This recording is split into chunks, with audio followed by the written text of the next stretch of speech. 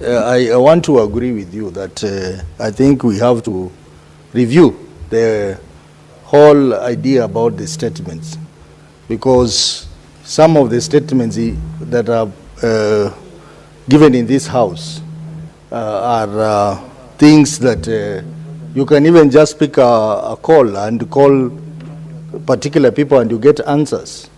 But most importantly, Mr. Speaker, the issue of statements is affecting the quorum in this house, Mr. Speaker, because some members here, and I don't want to mention names, they understand that once they have made the statement and they have gotten the clip, they have done their job for the day, and then they go. Then they leave some of us sitting here until 6:30. So I'm even suggesting, Mr. Speaker, can we amend the order paper so that statements come to the end, so that the people sit in this house and transact serious business? You find a member has like 5 statements. He comes here, reads those statements, gets the clip, sends it to the county, and he has done his job. And then he leaves us here, sitting here, with no quorum to process important business in this house. So, Mr. Speaker, don't just look at the quality of statements. Also look at the effect it has on quorum in this house and performance. So I am proposing, Mr. Speaker, if possible, these statements should come at the end, so that people sit in this house and transact all the important business before they get their clips to send to their various constituencies. I think the message is home. The message is home. I've seen the liaison committee will make its determination. The SBC also will be able also to see how how we can be able even to amend the way you have put it on the paper. Yes. The Senator for Nairobi. This is an in-house thing, so I don't think we can open to much debate. It's an in-house thing. Sorry? Maybe I'll give a few senators to contribute or make comments on the statements, starting with more fire. Gataya Mwenda. Which I want to, from the onset, before I comment on the statement by my good friend Senator Mtata on the state of Kenyatta University, Honorable Speaker, allow me to make some few comments on an incident that took place in my constituency, in my county last night. Honorable Speaker, I wish to extend my heartfelt sympathies to the Tharaka Nithi University community following the unfortunate fire tragedy that occurred last night, where property of unknown value was destroyed in Tharaka University. Tharaka University is one of the prestigious institutions of higher learning that we have currently in Tharaka Nithi County. And my thoughts are with the students, staff, and families affected by this devastating incident. And I strongly urge the relevant authorities to investigate the cause of the fire and take necessary measures to prevent such incidents in the future. Honorable Speaker, I want to thank Senator Mtata for bringing a statement on the state of the Kenyatta University. Kenyatta University, Honorable Speaker, is a public pride, and no entity can afford to ignore Kenyatta University. It's a referral hospital. And Honorable Speaker, I think this is a time that as a country, we are supposed to be very serious on how we handle our health institutions. That is the only public utility, Honorable Speaker, that Kenyans can be proud of. So I think the relevant committee, the Committee on Health, should please make sure that whatever Senator Mtata has just brought on board should be followed strictly to make sure that Kenyatta regains and its pride as a national institution for this country. Thank you, Honorable Speaker. Senator Sifuna Edwin. No, Speaker, I just yield my time to another colleague because what I wanted to share was best practices when I visited the House of Lords, there's a rule there that you cannot comment on something or participate in debate when you are not there when the debate started. So I'll just yield my time.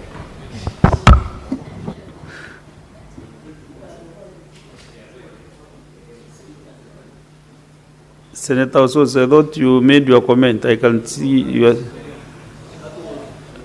And honorable senators, you have exactly 18 minutes to stop, to conclude all statements. Mr. Speaker, that...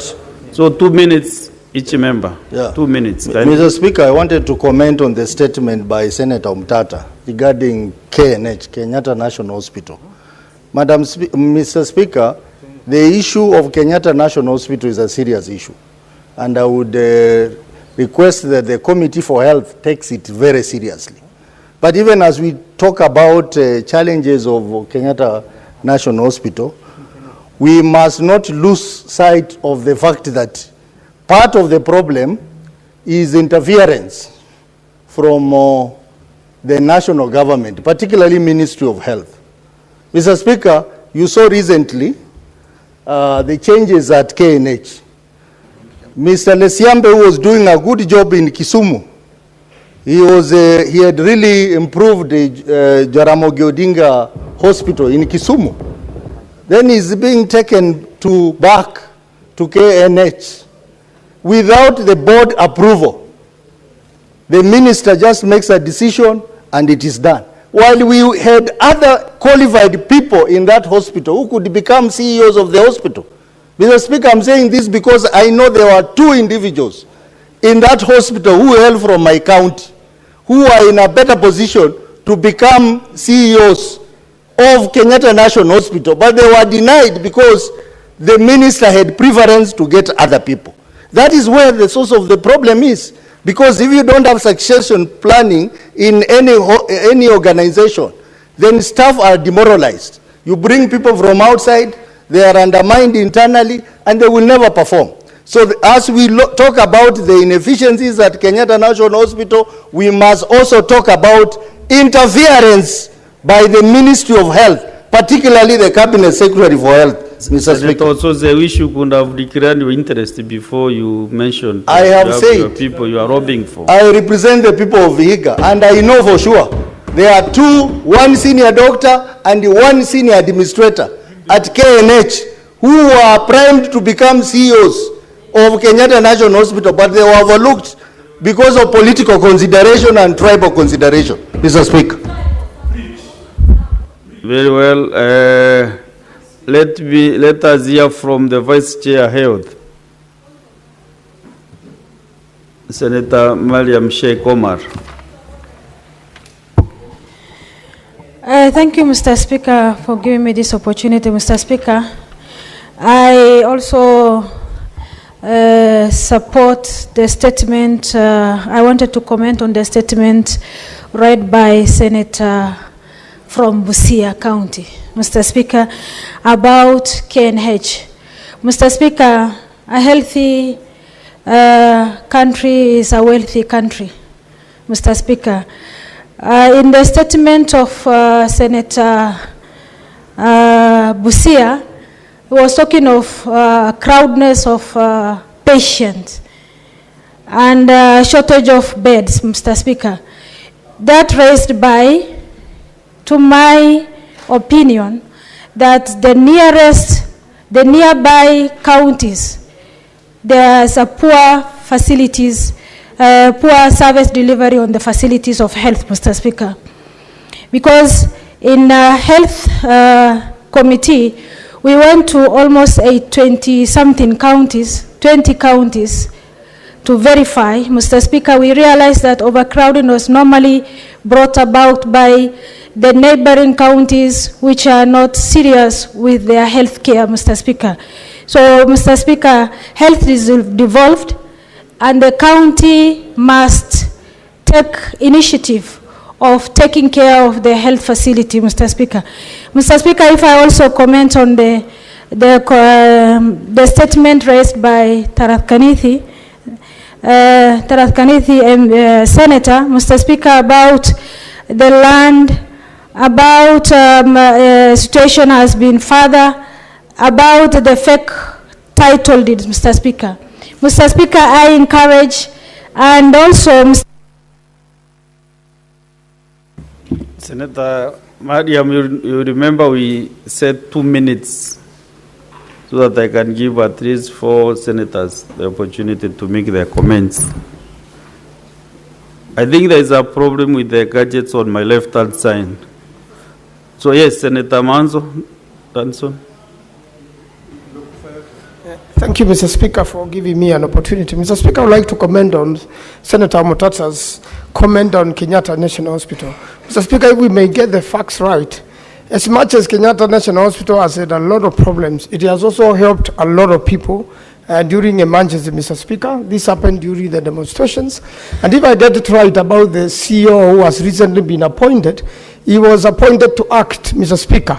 He has not yet been confirmed, and I think the CS Health acted as a matter of necessity following certain complaints. And Lesiembe, who is very familiar with that hospital and who did a very good job when he was there, is back to the hospital. But Mr. Speaker, it's always not good to crush what an institution is doing. Mr. Speaker, I want to finalize with what happened recently with an accident, and a young lady fell off a motorbike which had an accident. The rider of the motorbike died.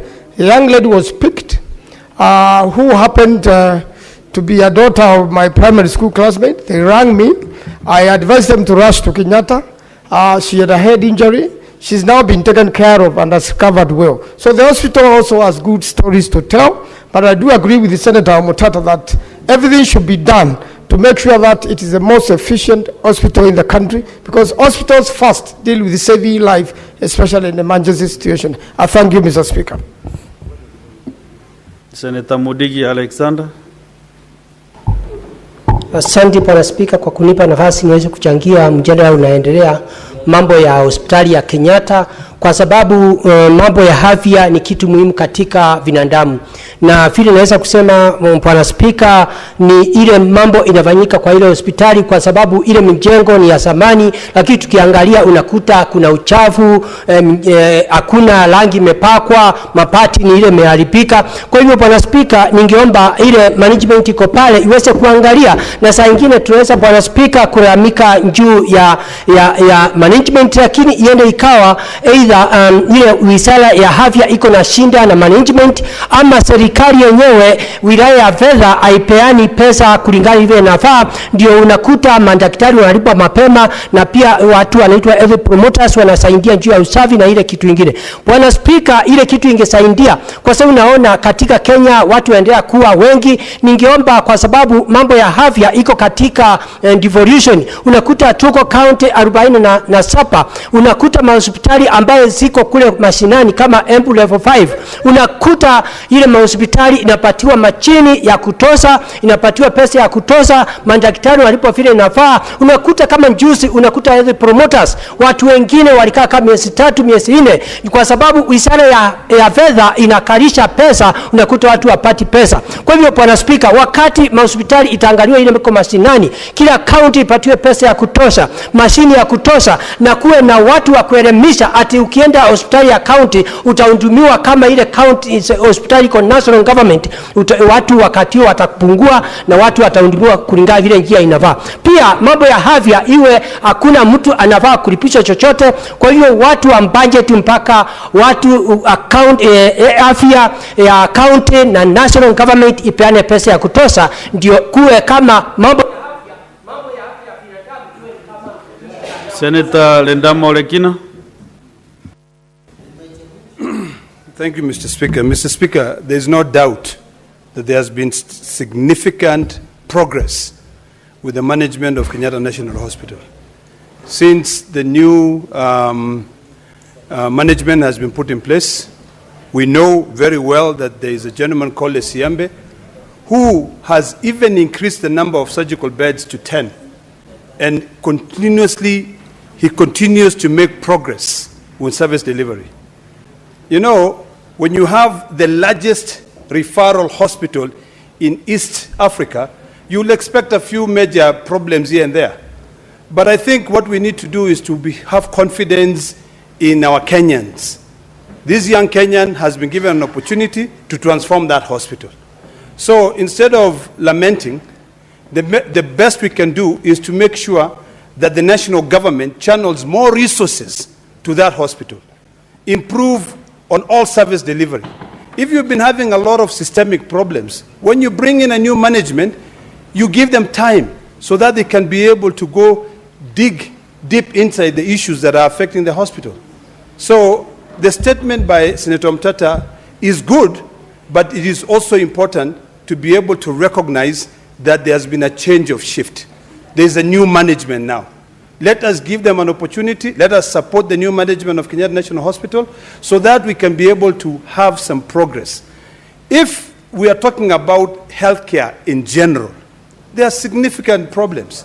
In the last 2 years, we have new laws now governing healthcare in this country. There are so many challenges in the SHIF and SHA.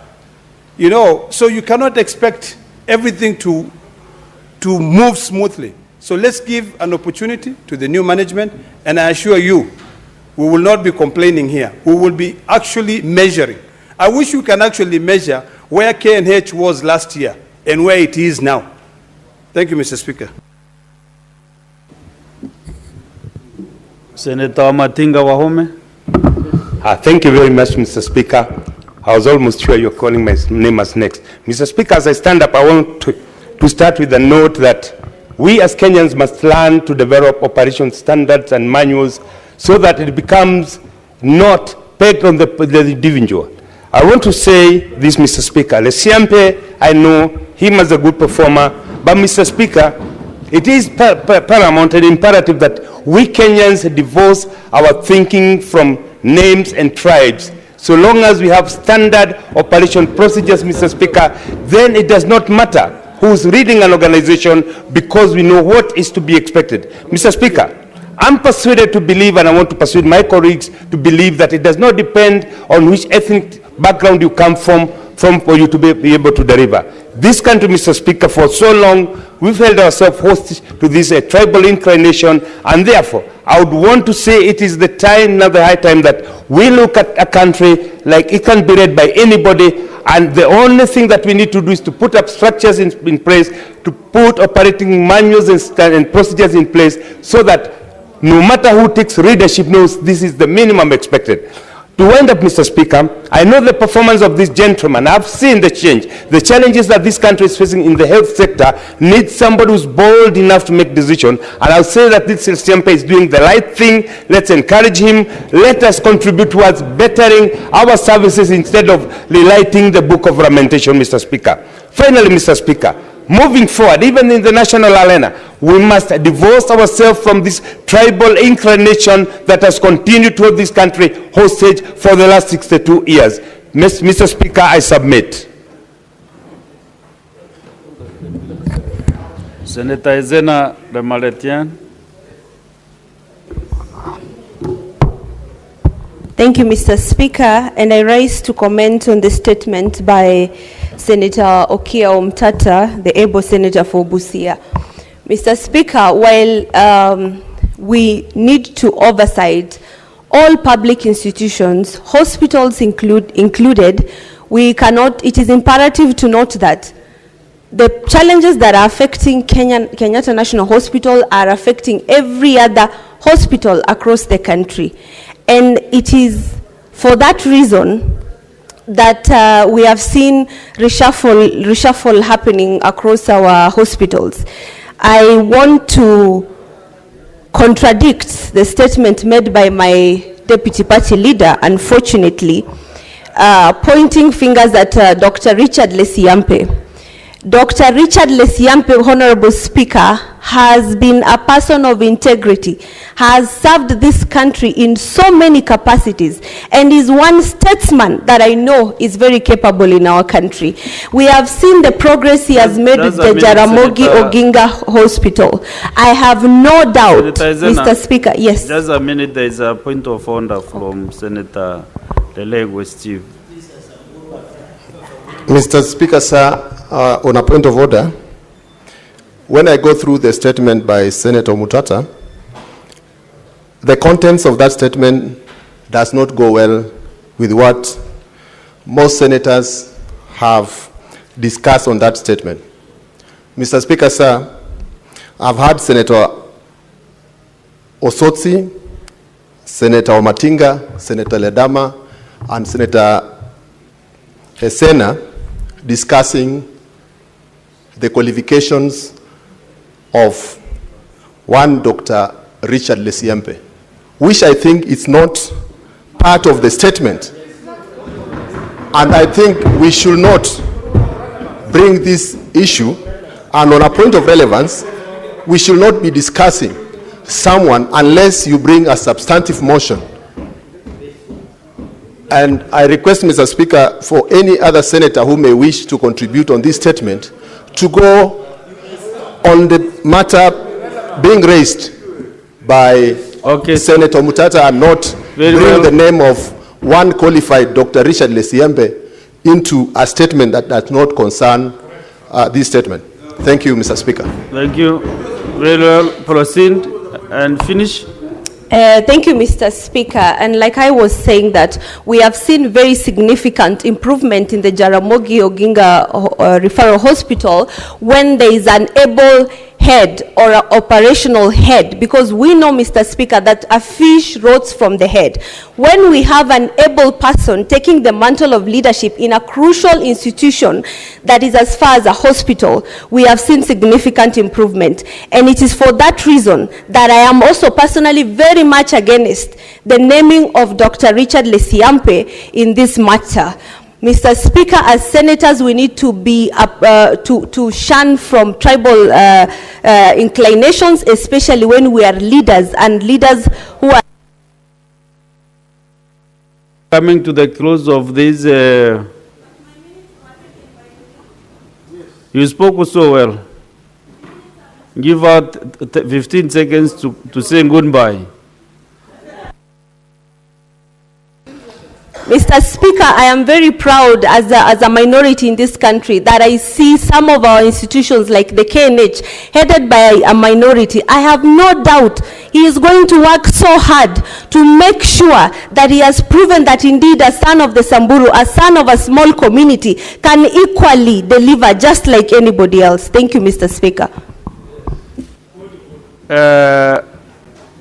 Next is Senator Chalage Samson.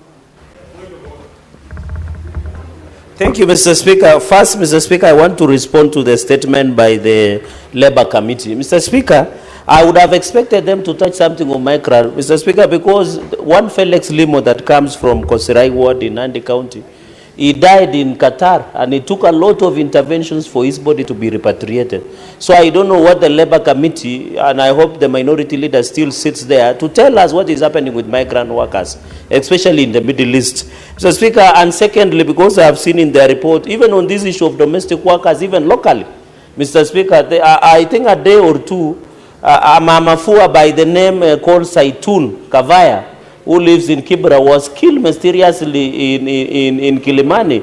Yet no one has been arrested to that fact, Mr. Speaker. I appeal that the Ministry of Labour should look into issues of domestic workers. Maids and domestic workers are very important, especially if you are a bachelor in this Nairobi and you don't have a number of Mamafua, you are living badly in this city. And they form a very serious ecosystem, because this Mamafua, Mr. Speaker, they'll come to your house, clean your clothes, prepare the food for the entire week. And therefore, when I saw how Mamafua Saitun Kavaya was killed, I hope the DCI should follow up, and no one should kill domestic workers. We need to be harsh on anybody who kills domestic workers, both locally and internationally, Mr. Speaker, especially in Qatar. Mr. Speaker, secondly and finally on councillors, Mr. Speaker, is we need to finalize. We invited the CS Mbadi. He didn't tell us when is he paying the councillors. The councillors serve this country, and there are more than 12,000. Some of them are still surviving, some of them are sick. Mr. Speaker, I want to appeal to the Labour Committee to come up with a legal framework to cure the issue of one payment to the councillors. Mr. Speaker, on that note, I want to thank you, because yesterday I saw you hosted former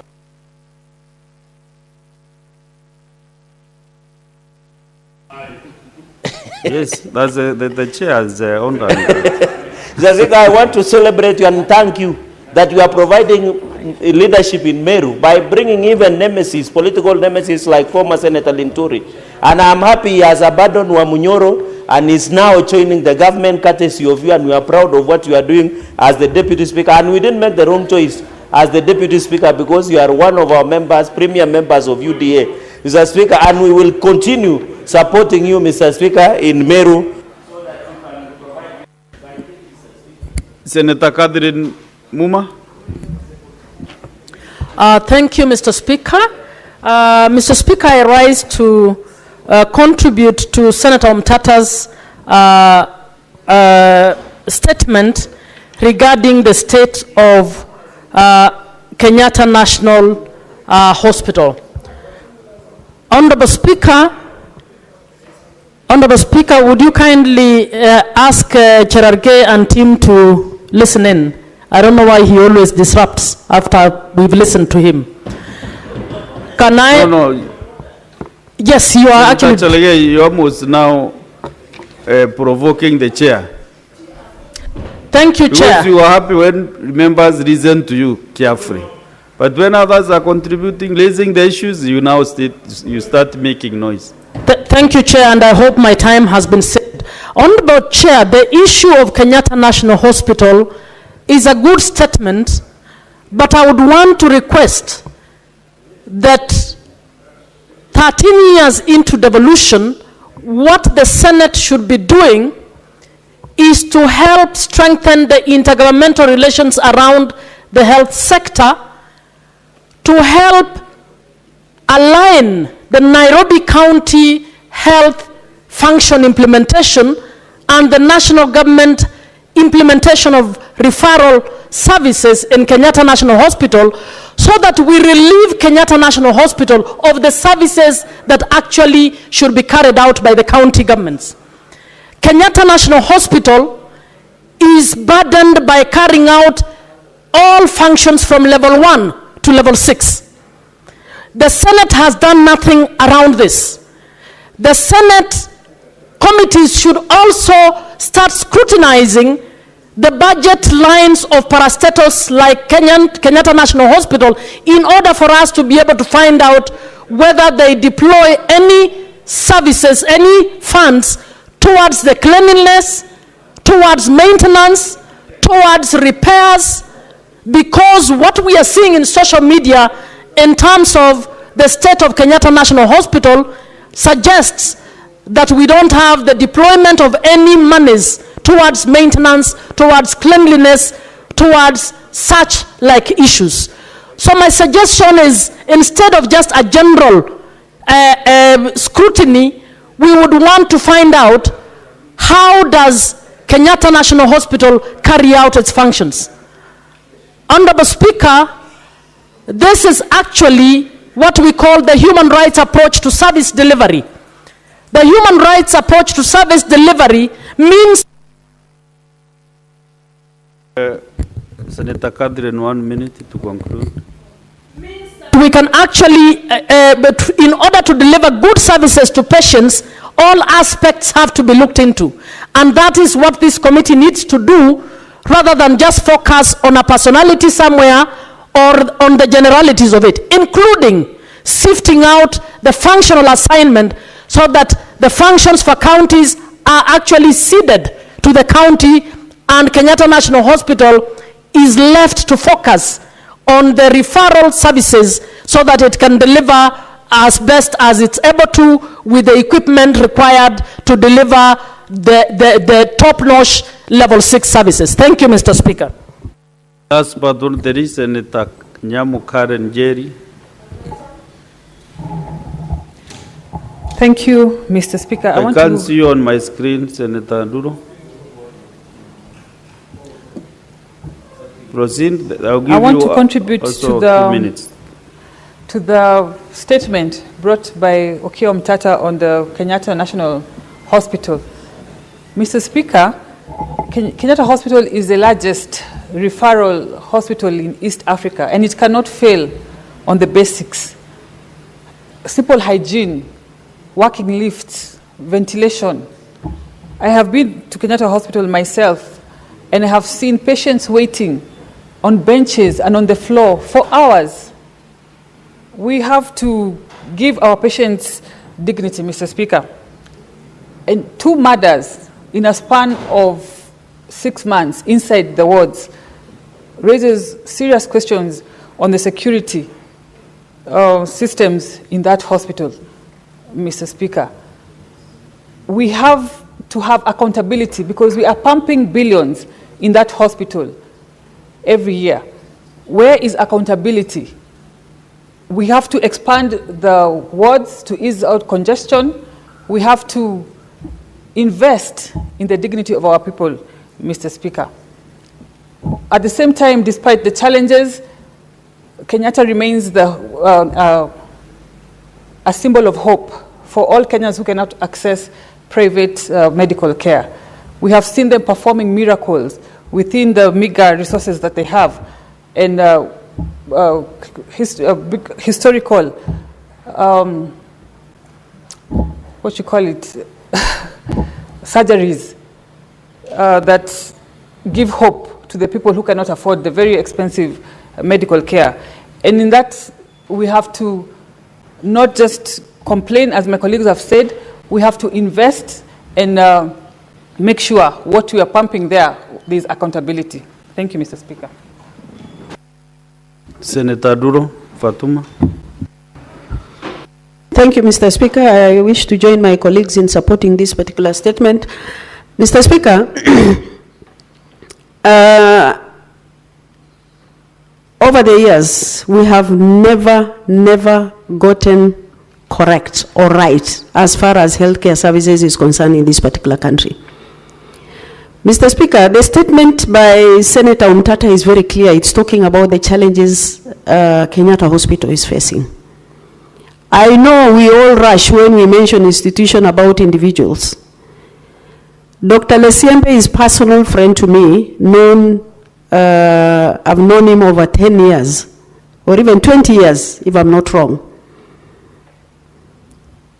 And he has nothing that could be called against him. Mr. Speaker, the budget that is allocated to Kenyatta National Hospital does not actually provide proper service delivery. If you look at the equipments actually provided at Kenyatta National Hospital, they are very old equipments that sometimes they break down. Mr. Speaker, Kenyatta National Hospital, I remember one time I used to work with Ministry of Health where they said they are going to decentralize KNH to all the provincial headquarters. And if that actually a proposal worked, we should not have had long queues at KNH, but we'll have serious cases, referrals at the National Hospital. Mr. Speaker, my time is running out. What we need at KNH is serious look into it and ensure that it's one of the best hospitals in this country that can provide services to our Kenyans.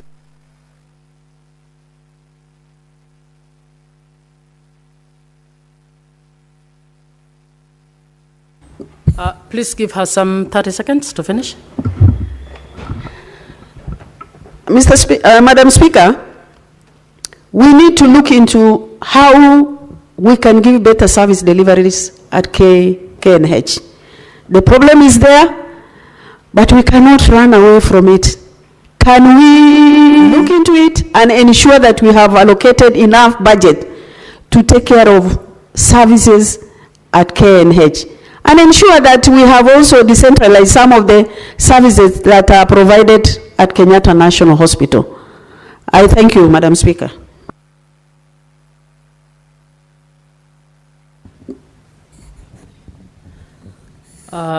Next order.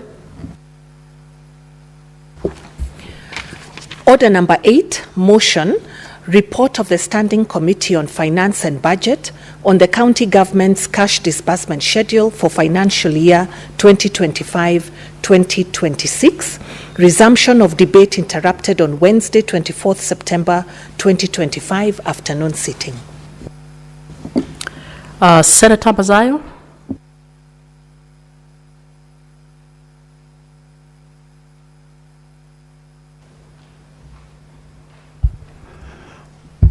Asante Bispika.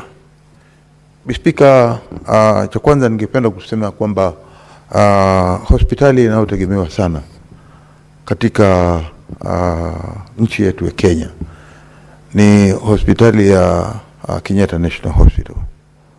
Ni hospitali ambayo ina matumaini mengi sana kwa wakazi wa Kenya. Bispika, ni jambo la kusikitisha hivi sasa tukiona hospitali hiyo ikianza kuzorota. Juzi tulisikia kwamba mgonjwa ambaye alikuwa ameletwa ndani ya hospitali aliweza kupatikana amekufa na kuchinjwa kabisa kama kuku, ya kumaanisha kwamba hata security ama usalama wa wale wanaokwenda kule kama wagonjwa hakuna. Speaker, hilo ni mojawapo tu ya katika zile kesi ambazo zinahusikana na mambo ya Kenyatta National Hospital. Hiyo ni hospitali moja kubwa ambayo inatumikia hata nchi zingine za karibu, pengine kama Tanzania ama Ethiopia ama wapi, kote huko kunategemea hospitali hii. Speaker, ningependa kusema kwamba yes. Would you kindly allow me to guide you? We have actually moved on to the next order, and we are on the schedule, and I was expecting that you are speaking on the schedule. Madam Speaker, I accept that with tremendous respect. Yeah. But I had approached you and told you I had pressed on my can. But unfortunately, this line is not working. And I requested that I be given some 2 minutes to contribute the same like all other colleagues have done. And that's why I took up the opportunity to come to you. I think that and you said there was a misunderstanding. Can you then finalize? Then we can move on to the next order. Then allow me to stop there, then. No, finalize whatever you were saying, then we will move to the next order again. We will call it afresh. As a good lawyer, I was thinking of respecting instructions. So, yes, I'm cognizant of the fact that it was a miscommunication. Okay. So just finalize and then we will call the next order. Kwa hiyo Speaker, kuna umuhimu wa kwamba ikifika saa ya uongozi katika hospitali hii tusiweze kuweka makabila yetu ndani. Tuangalie ni nani ambaye ana uwezo, ana taaluma ya kutosha ya kuweza kuongoza hospitali kama hii. Asante Speaker. Next order. I want it recalled because of the disorganization of the order, please. Order number 8, motion, report of the Standing Committee on Finance and Budget on the county government's cash disbursement schedule for financial year 2025-2026. Resumption of debate interrupted on Wednesday, 24th September 2025, afternoon sitting. Senator Mofaya. Thank you, Madam Speaker. Madam Speaker, yesterday I captured quite a number of my fellow senators' debate on this arrangement of disbursement of funds to counties. But Madam Speaker, it is very sad that we have been allowed now close to 3 years, and we have witnessed some very serious disconnect between the check and the counties. Madam Speaker, we are talking about now 3 months where counties have gone without the intended allocations. People have gone without salaries. I don't know how one would explain a situation where all the way from June up to July, this is August, September, we are going towards October. People have gone without salaries, especially the county staff. Madam Speaker, counties are borrowed. And you know, once you borrow from banks, once you pay with a lot of interest. I think as a House, Madam Speaker, we need to have a conversation around this arrangement. Because, Madam Speaker, that spirit of devolution is being diluted every other day. Because, Madam Speaker, we need to have an express dispensation on the timely disbursement of funds to counties. Actually, Madam Speaker, I think that is the reason why most of the governors would even want to claim that That is the genesis of quite a number of pending bills that we are witnessing, because, you know, by virtue of having no funds in county doesn't stop the services. Yeah, we have those recurrent expenses that are being incurred almost every day. We have vehicles getting fueled. We have so many other miscellaneous activities that are taking place, and I'm very sure some of these activities are current under the arrangement of we are going to get money. So I think, Honorable Speaker, Madam Speaker, we must get very clear arrangements on how we are supposed to make this disbursement effective.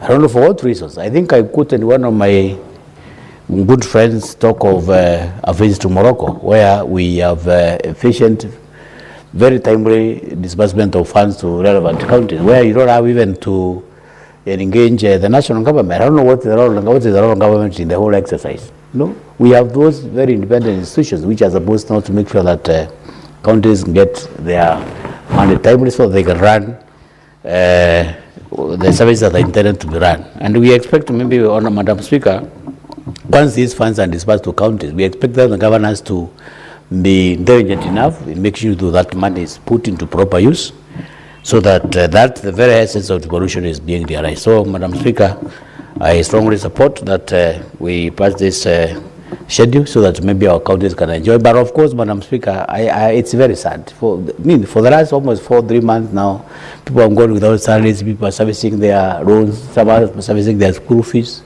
And it's very pathetic, Madam Speaker, that we have to experience this kind of situation year out, year in. I support you, Madam Speaker. Senator Oyomo.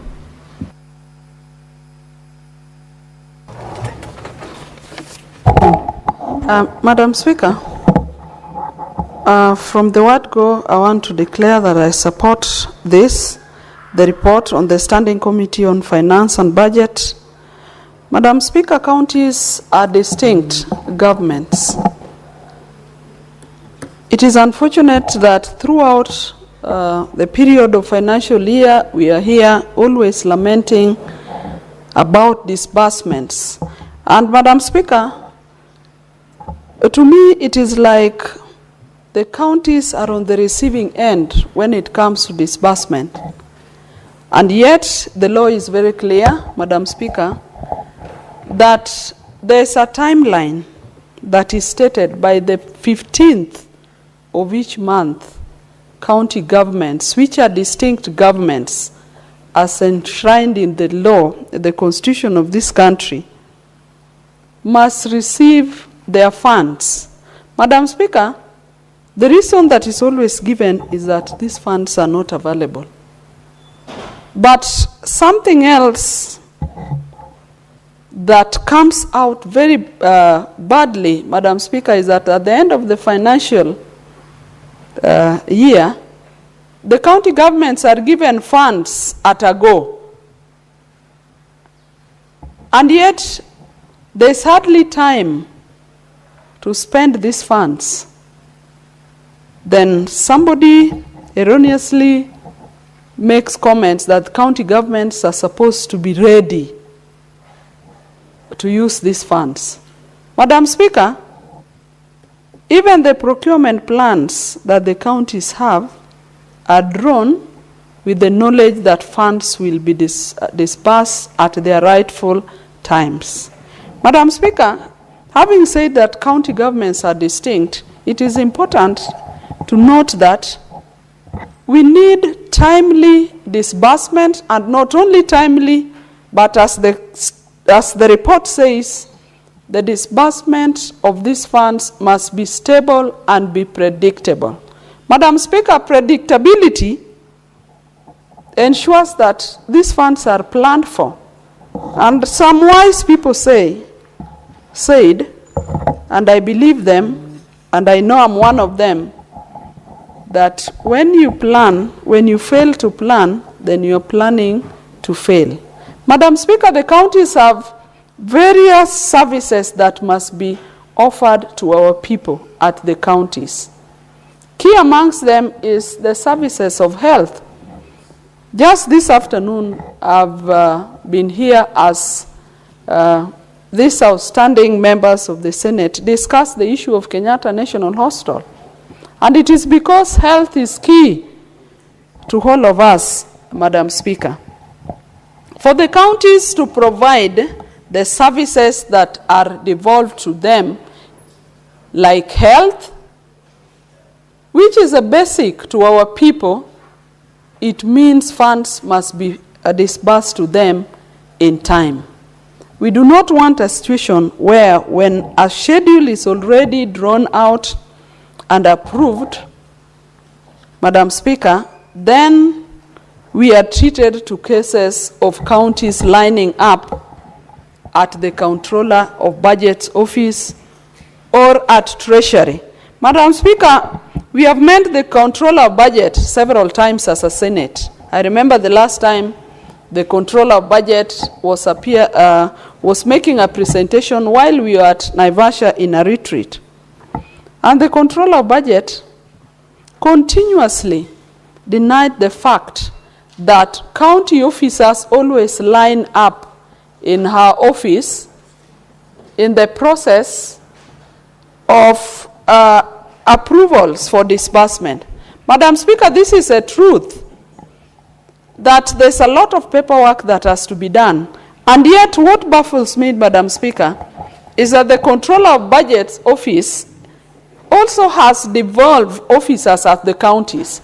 So one wonders why, what kind of work this devolved officer of the Comptroller of Budget, referred to as the county office of the Comptroller of Budget, does with the county government throughout the month. Because all they should be looking at is to ensure that the documentation is done at the county and officers do not need to spend all the time at the Comptroller of Budget's office, at the office of the Comptroller of Budget, going back and forth to the counties in the name of going back to get certain documentation. And this is a reality, Madam Speaker. Madam Speaker, what I'm saying is that the countries must have a seamless process of getting funds that are due to them, having been approved by the Parliament. Madam Speaker, there are several services that we are expecting the counties to offer in time, efficiently and effectively. I've mentioned health, Madam Speaker. We need to get, our people need to get drugs in hostels. Madam Speaker, it pains me when I'm in the village and you have women carrying sick children, or even women sick, and even men, Madam Speaker. When they are sick and they go to hostels, and then they miss drugs in the names that funds have not been disbursed to counties. Madam Speaker, it is important to note that sickness comes at any time. Our people cannot only wait to be sick when their funds have been disbursed. And so that is an aspect of planning that must be done well. Madam Speaker, we want to see our people having water as provided by the county government, as enshrined in the law. We want to have our people getting various services, access roads being done as given in the devolved functions. And Madam Speaker, even in agriculture, I'm a farmer, Madam Speaker, although a small time, but I'm looking forward to getting to big time. And I see the way farming is also expensive. We want our farmers getting services. We want our farmers getting the right seeds. We want our farmers getting the right extension services, advice from the county government, because agriculture is devolved, Madam Speaker. So, Madam Speaker, I support this report, and we look forward to a time when the issue of funds not in counties will be a thing of the past. Madam Speaker, you often hear from our counties in the national news about workers that have not been paid for months. We also want to ask our counties, our county governments, that they must do good planning. that they know already the number of employees they have. They know the required amounts that they will be paid in the course of the years. And so this story of workers, people going without pay, is not a good story, Madam Speaker, because these are people who have worked for their governments. These are people who have families, Madam Speaker. These are people who have a number of responsibilities that their families look up to them to perform. So, Madam Speaker, I support this, and I want to say that Treasury must adhere to the constitutional requirements as enshrined in the Constitution as per disbursement of monies to county, and the Treasury must also ensure that they do not keep monies up to the last minute when the financial year is ending, because we do want money spent well, and we do not want to have any reasons for the county governments to get into any improper ways of spending public funds. Madam Speaker, I support. Senator Mariam.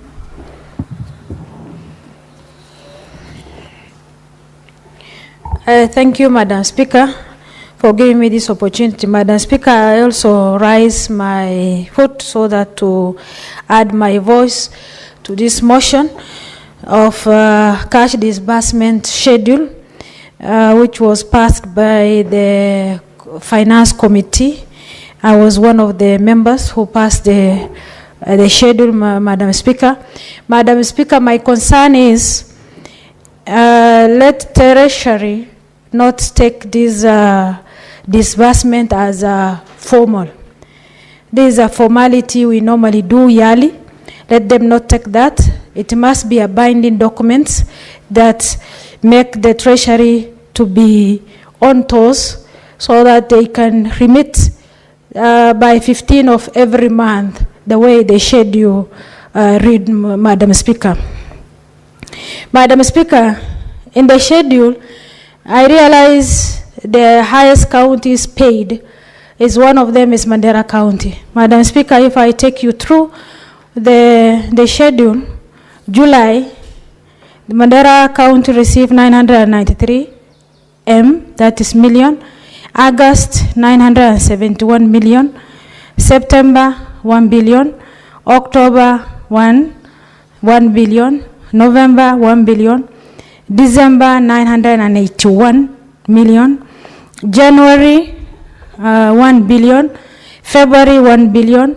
March, 981 rather. April is 1.1 billion. May, 1 billion.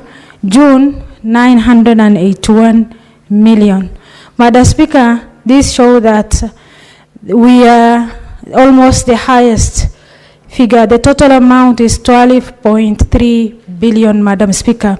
Madam Speaker, I'm reading this because, Madam Speaker, in our area, there is nowadays there is lack of water. There is also an issue of healthcare system. Madam Speaker, I urge the counties to take priorities where it concerns the people, Madam Speaker. Madam Speaker, in this figure, if they have planned well, we urge that the county, Mandera specifically, that the issue of water will be answered and will be taken care of, Madam Speaker. Madam Speaker, a while ago, we are commenting about the healthcare, about overcrowding of the KNH, Madam Speaker. Most of the referral is from the county, which they can themselves can handle. Madam Speaker, that shows that the counties nearby, they are not taking their proper role on the health sector. So I urge most of the counties to prioritize of the health center and the health facilities and the service delivery to the county. Madam Speaker, On this schedule, by 15th of every month, the Treasury must disburse money to the county.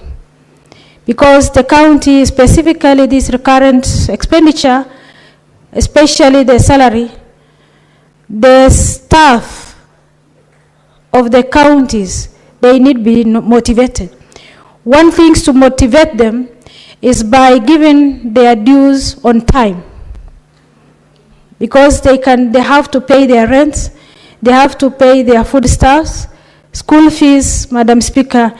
If the county delay their dues, Madam Speaker, where will they get their expenditure incurred, Madam Speaker?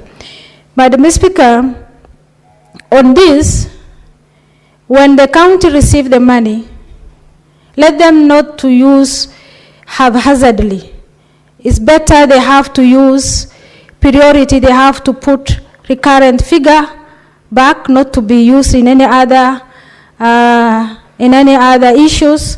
They have to pay their rent, their salaries, recurrent expenditure, so that their staffs can be motivated, Madam Speaker. Madam Speaker, I wanted to talk to the Treasury, Madam Speaker. They are not supposed to hold the figure. They're saying the delay might be because of the collection of the revenue, Madam Speaker, by the KRA.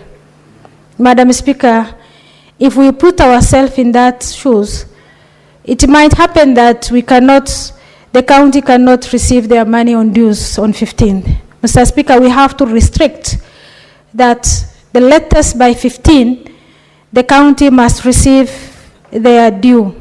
So whatever the Treasury plan themselves, we don't want to know. The county must continue and get 15th of every month, Madam Speaker. Madam Speaker, there is a bill I created. I passed and the House dropped it because that bill is about impromptu payments. If at all, the county also engage in the contractors are supposed to pay on time. So in that scenario, the Treasury also must aware that they are supposed to pay the counties on time. In that bill, there is a legal mandate that penalties if you are not paid the figure, which will be accumulating. Madam Speaker, unfortunately, it has not gone through. If we will have passed and restrict the Treasury, that if it passes 15th of every month, there is a percentage of penalties, they will have, KRA will do all their best. By 15th of every month, they have the revenue, Madam Speaker. Madam Speaker, if I take to e-procurement, Madam Speaker, in my thinking and also my understanding, the e-procurement can solve the issue of this elephant called pending bills, Madam Speaker. Because everything's before done, the procurement are normally before done under the carpet. Madam Speaker, now, if the county engage themselves in e-procurement, and everyone can see which contract has been given to so, there must be also, when it comes to payments, it is done on time. And this issue of pending bills will be done. And also the voiding of payments. Madam Speaker, sometimes the county, what happens is a county requests figure through controller of budgets, and when they wire the money to the counties, county pay different person, Madam Speaker. But when it comes to this system, the system shows that, as an example, Senator Muma, you have that figure, and it has been requested from the controller of budgets. When it comes to the county for your payments, they cannot pay another person. They have to pay you. because it is in the system, it cannot be paid another person. So that means that this voiding of expenditure transactions will not appear, which always always Auditor General always highlight in our financial system, financial reports. In the issue of also these e-procurement, I don't know why counties are against. Because if they are using IFMIS countrywide, why not e-procurement? What makes them not to use e-procurement if they are now using IFMIS in each county and nationally? Madam Speaker, with those all remarks, I support the motion. Thank you. I don't see any more interest. I now wish to call the mover to reply. Madam Speaker, on behalf of the Senator of Mombasa, Senator Mwenyihaki Faki, who moved the motion, I beg to respond. Madam Speaker, I have sat through this debate from yesterday, and it is very clear that all members are contributing on a shared vision. And the vision I see is that all members want a system at the National Treasury that will make devolution a success. And if that is the case, the ball is still in our court, honorable members, in the sense that we must think long and hard on how to ensure that whatever instrument we create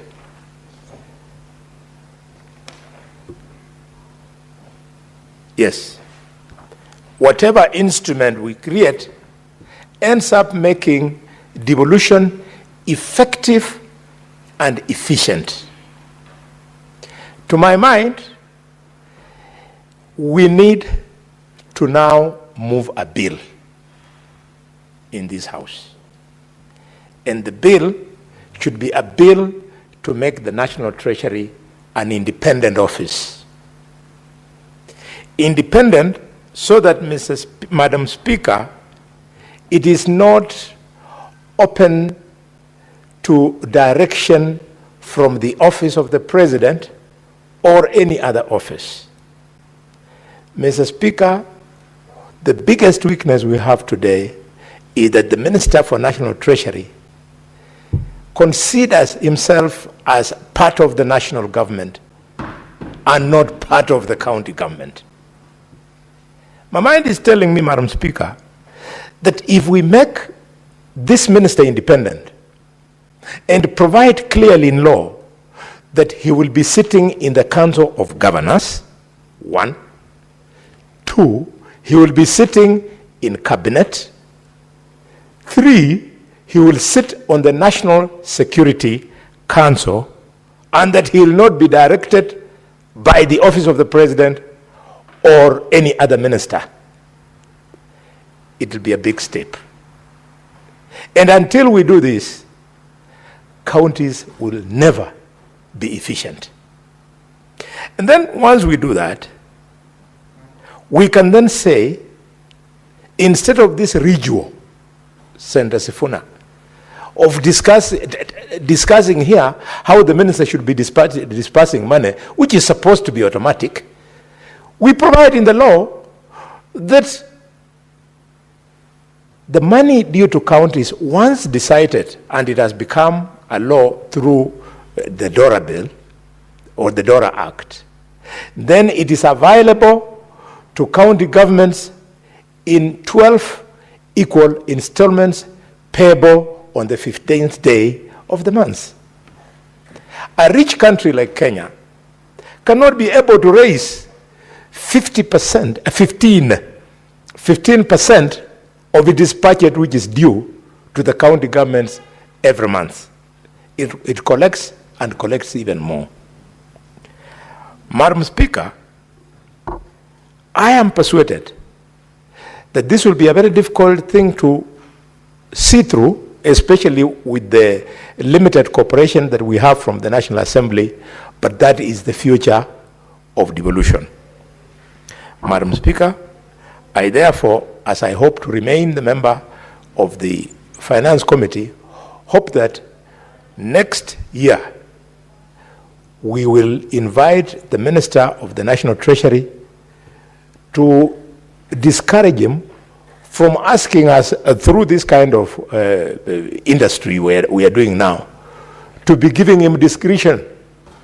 We don't want him to have any discretion. Even if you don't like your governor, you like the people from your county. So it is to your own benefit as a senator that your governor succeeds, because in the process, our people benefit. Having made those passing remarks, I want to urge colleagues, you go and read around the Chancellor of the Exchequer as practiced in the United Kingdom. This is a special minister. In fact, they refer to them as His Majesty's Treasury Minister to the Crown. He is the fourth highest ranking member in government, because he controls the state, the Commonwealth of the United Kingdom. We can borrow from this so that in Kenya, because we also have our own Commonwealth, we have this special office that will be efficient and effective so that devolution, which is the future of this country, can succeed. Having said that much, I respond and request that, Madam Speaker, due to obvious reasons, that the putting of the question under Standing Order number 66.3 be delayed to a later day. Thank you, Madam Speaker. The putting of the question is so deferred. Next order. Order number 9, motion, report of the Select Committee on Delegated Legislation on its consideration of the Affordable Housing Regulations, legal notice number 114 of 2025. Chairperson.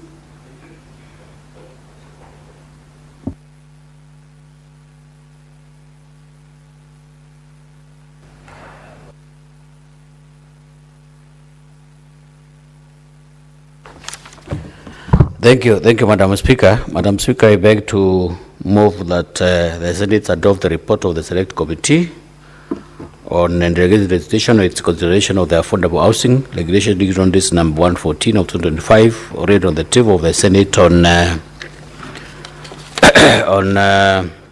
Wednesday, 24th of 7th, 2025, and that pursuant to Section 59(4) of the Affordable Housing Act 2024, the Senate resolves to approve the Affordable Housing Regulation, legal notice number 114 of 2025. Madam Speaker, the regulations are aimed at making sure that the Affordable Housing Act is operational according to Act number 2 of 2024, and providing the clarity on its implementation by providing the procedure and the criteria for allocation of affordable housing units, prescribing the requisite deposit for an affordable housing unit, 5% of the value of the unit, and providing for deposit assistance. They also outline the procedure to be followed in the event of default in repaying an allocated housing unit, the criteria for changing a unit, and the provision of low-interest loans for acquisition of units involved under this initiative, as well as the development of rural affordable housing units. Madam Speaker, the regulations are crucial to Kenyans in a number of ways, which I want to highlight.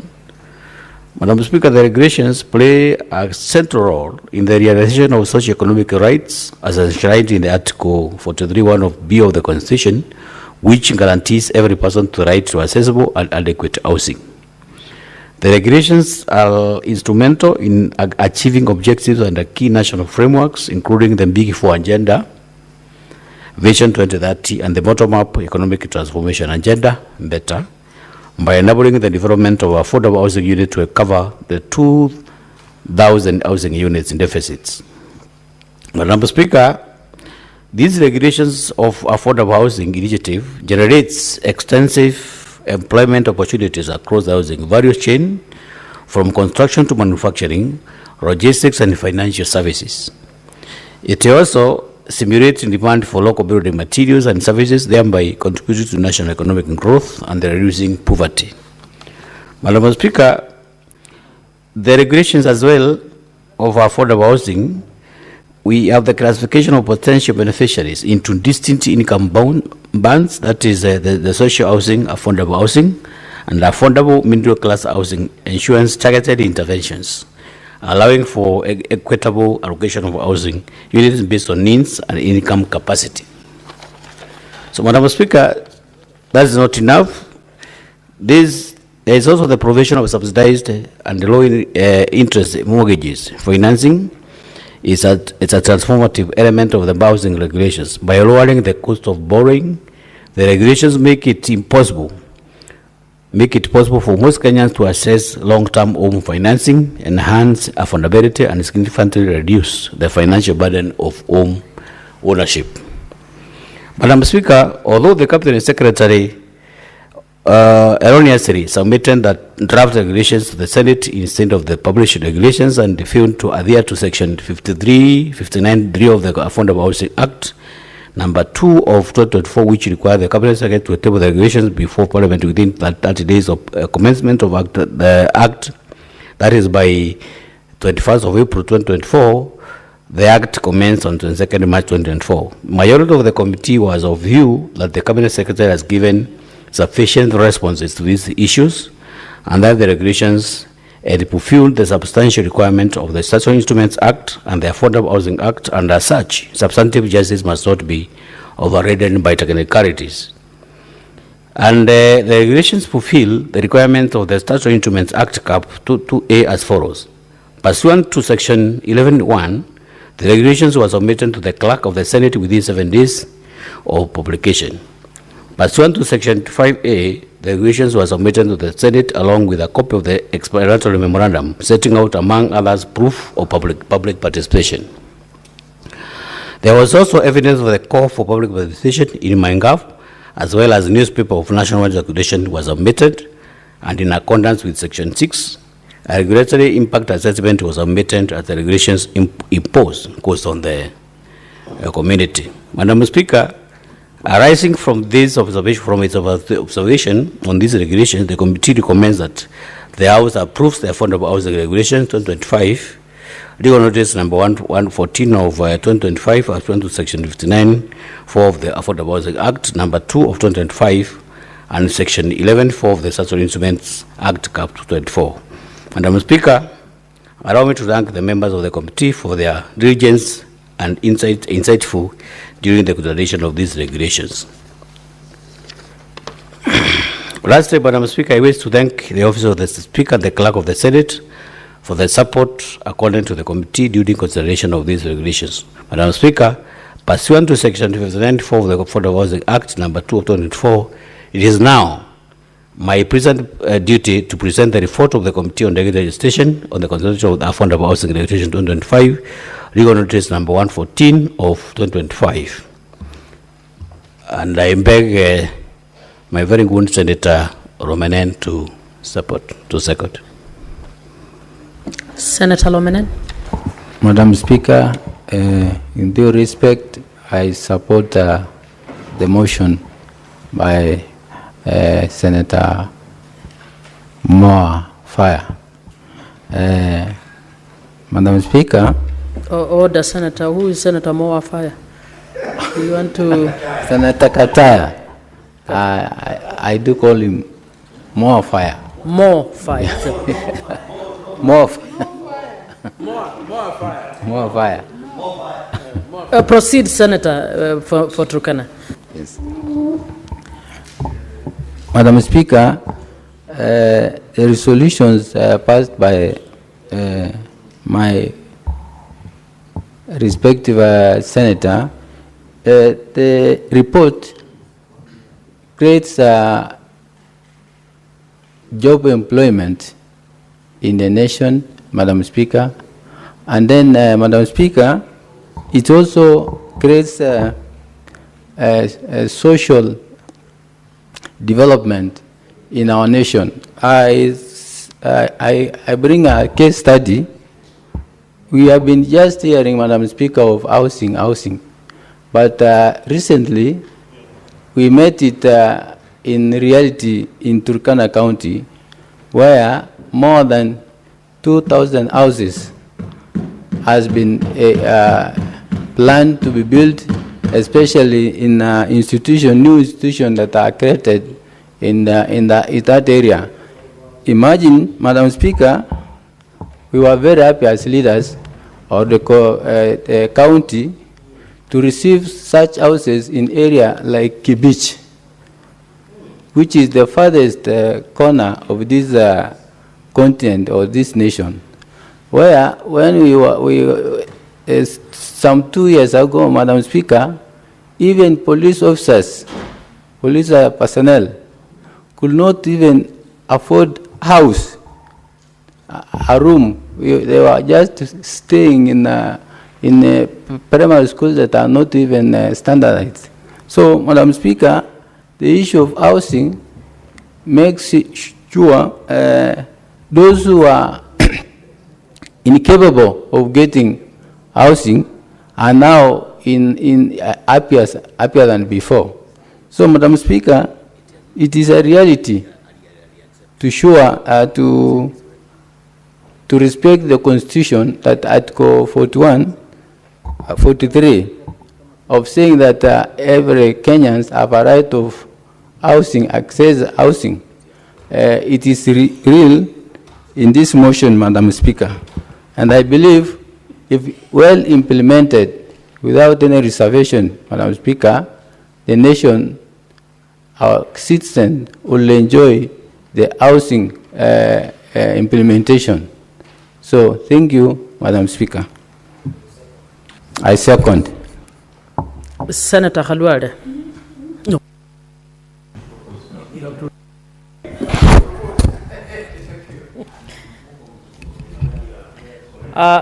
Honorable Senators, I propose the question that the Senate adopts the report of the Select Committee on Delegated Legislation on its consideration of the Affordable Housing Regulations, legal notice number 114 of 2025, laid on the table of the Senate on Wednesday, 24th September 2025, and that pursuant to Section 59(4) of the Affordable Housing Act 2024, the Senate resolves to approve the Affordable Housing Regulations, legal notice number 114 of 2025.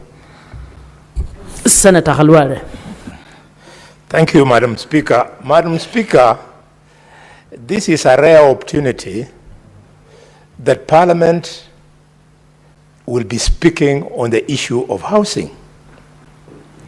And it's unfortunate that colleagues are too committed in their offices at the moment. We want to talk about housing because on social media, in the print media, main and alternative, in social joints, people are talking about housing. Why? Because people are contributing towards financing this project. I wish more of us would be here to participate. And I hope that this discussion goes beyond today so that colleagues can share with the rest of us what their thoughts are. And I want to start, Madam Speaker, by confirming that I support the report. And I want to recall that under the new constitution, 2013 to 2017, when Mwai Kibaki was president, what defined his presidency, Madam Speaker, sorry, I'm getting wrong. From the time of the old dictatorship, when Mwai Kibaki took over in 2002, what defined President Mwai Kibaki's presidency were just two things. He succeeded, Madam Speaker, in rolling out free primary education.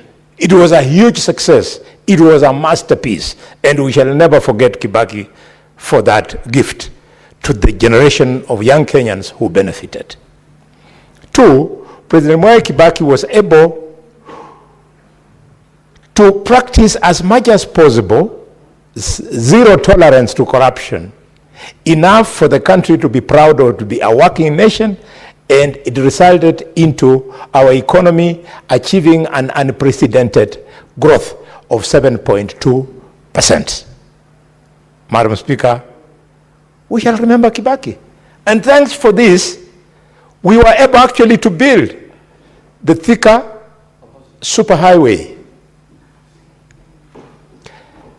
Out moved Kibaki, in came Uhuru, and Uhuru, despite the confusion that was around the Jubilee government and all the noise, Uhuru built the standard gauge rail line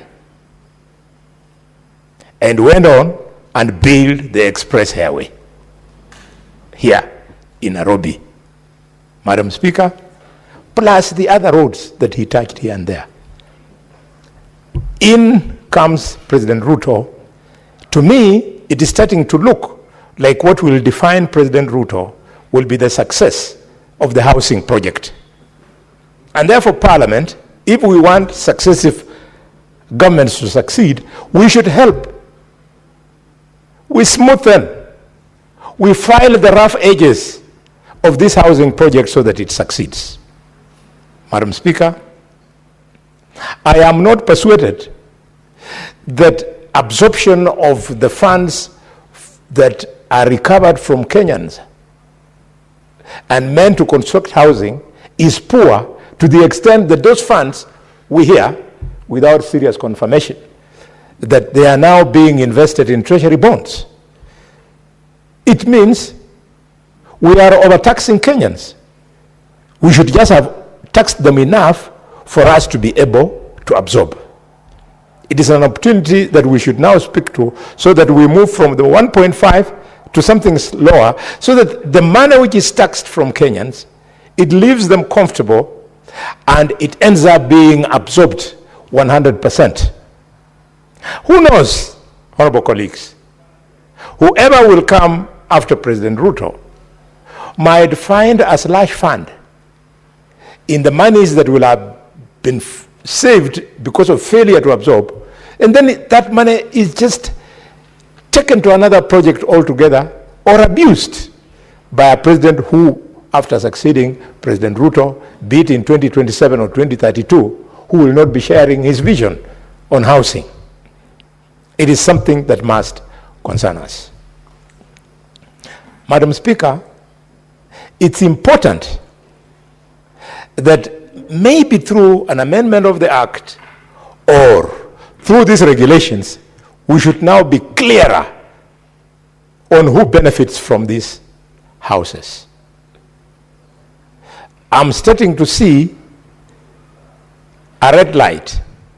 You saw when our athletes did very well at, was it called Chan? The championship where we did very well. You saw all of a sudden, they received a gift of houses. Is this the way we want to do it? That money contributed by Kenyans and then is used to give out houses as gifts? If that is the case, how will the people of the ones who vote for you in Mathare, yes, how are they assured that they will deserve a gift? It should not be a question of gifts. It should be a question of deserving. What's more, I saw, dear colleagues, 10,000 teachers at State House, and the issue of housing was on the table. Is that the way we want to do it? Let's think about it. We help the government, we help the president by giving him enabling legislation that will save him from the urge to have that discretion. Madam Speaker, with due respect, we want houses to be fast-tracked. But we want to do it better. Where you are born, not where you come from. You know that in Bushiangala village, a primary school teacher, if you give him one of the flats in Kakamega, that primary school teacher will say, thank you very much, but he will never stay in that house. Instead, he's going to rent it out. Which is a good thing. But was that the objective of affordable housing? Was the objective of affordable housing to be given to successful football players? Was it? Can you convince Kenyans at Nyayo Stadium, at Kasarani, that continue contributing part of your salary so that at some time, when a Kenya does something extraordinary, he's gifted? That's not how governments are run. No. And, Madam Speaker, we have an adult responsibility in this country to say these things. Because if we don't get it right, the country becomes unstable. We all remember when we were insensitive to the voices of the Holoi Polloi on the infamous finance bill of 2024. We almost got killed here on the 25th of June. So let us be sensitive to what the public is saying.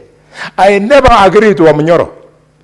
And I find it very difficult to agree with him because of his tribalistic mindedness. But the one thing that I think Munyoro gets right is that listen to the people. We must listen to the people. I saw, Madam Speaker, a survey which I have reason to believe that it is credible. And Kenyans were being asked, do you impress or don't you impress broad-based government? A whooping 70 what? Somebody remember? A whooping 78 said no. 68% said no. That is too high in any scientific research. So if Kenyans are saying they don't want broad-based government, they are saying, let us respect to the constitution, the people in the opposition, Idiot Sifuna, Beatrice, you leave our committees to chair our committees, you go back and play your role as elected leaders on the opposition. That is what that Tifa poll was saying. Madam Speaker. What's your point about the Senator's Don't quarrel me.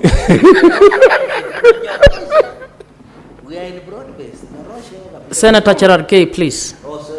Yeah.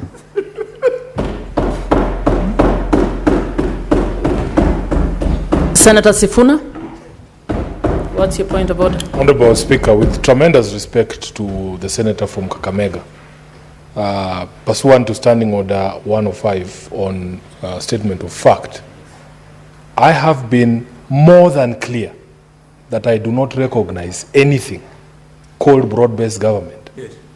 I am not part of it. Why does he keep dragging me and my good name into these conversations all the time, and yet it is not factual that I have abandoned my role as an opposition legislator? Can he withdraw that statement and that reference to me? And Honorable Speaker, kindly, for the sake of order in the House, guide Honorable Khalwale that it is possible to just make submissions without every single time and every single opportunity you get throwing jibes at your colleagues. Senator Khalwale, that is self-explanatory. Please withdraw. Thank you. Madam Speaker, in fact, the Senator of Nairobi is more than 100% right. And I wouldn't want to drag your name in mud, especially given the fact that I'm your elder from the community and I have a responsibility to hold your hand the way Michael Kijana Wamalu held my hand when I came to this parliament. By referring to you, I did it wrongly. I was thinking about the Orange Democratic Movement, and because you're the Secretary General. Correct. I know you are very clear, you have nothing to do with broad-based government.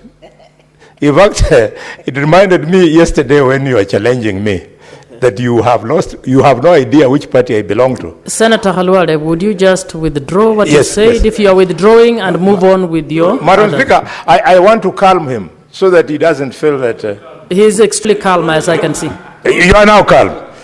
Bas, that's what I wanted. I don't want him to sleep thinking that the grandfather of his daughter is a problem to him. Madam Speaker. Senator Halwale, you are just squandering your own time. Please focus on what you were saying. Madam Speaker, can you withdraw the allegation that Cherargei is paid to harass you? Let's Madam focus. Speaker, but he has not complained. If he had complained, then there would be reason. He's taken it in his stride. The debater he is. A grandchild of John Maria Sarney from Nandi. Senator Cherargei, what's your point of order? I wish the two of you would realize how much time you're taking off a very important debate. Proceed with your point of order.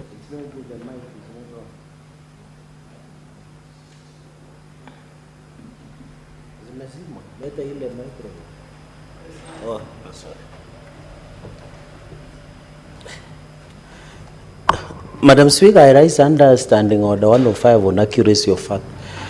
Senator Kalwale has alleged that I get paid to attack him. That is far from the truth. Can he withdraw and apologize? Senator Halwale, would you... Madam Speaker, I withdraw and apologize. Thank you. Proceed with the debate. In our other life, don't qualify what you have said. Thank Proceed. you. In our other life, we shall pursue it with him. Madam Speaker, it concerns me that we have no comparative value for the cost of doing projects. Building houses has a cost. When you just think randomly, the expressway highway was built at 63 billion shillings. Thika Superhighway was built at, Madam Speaker, 27 billion shillings. It means, Madam Speaker, $1 billion is a big thing. And on a day like this, when we are talking about quantum, the systems that the government is using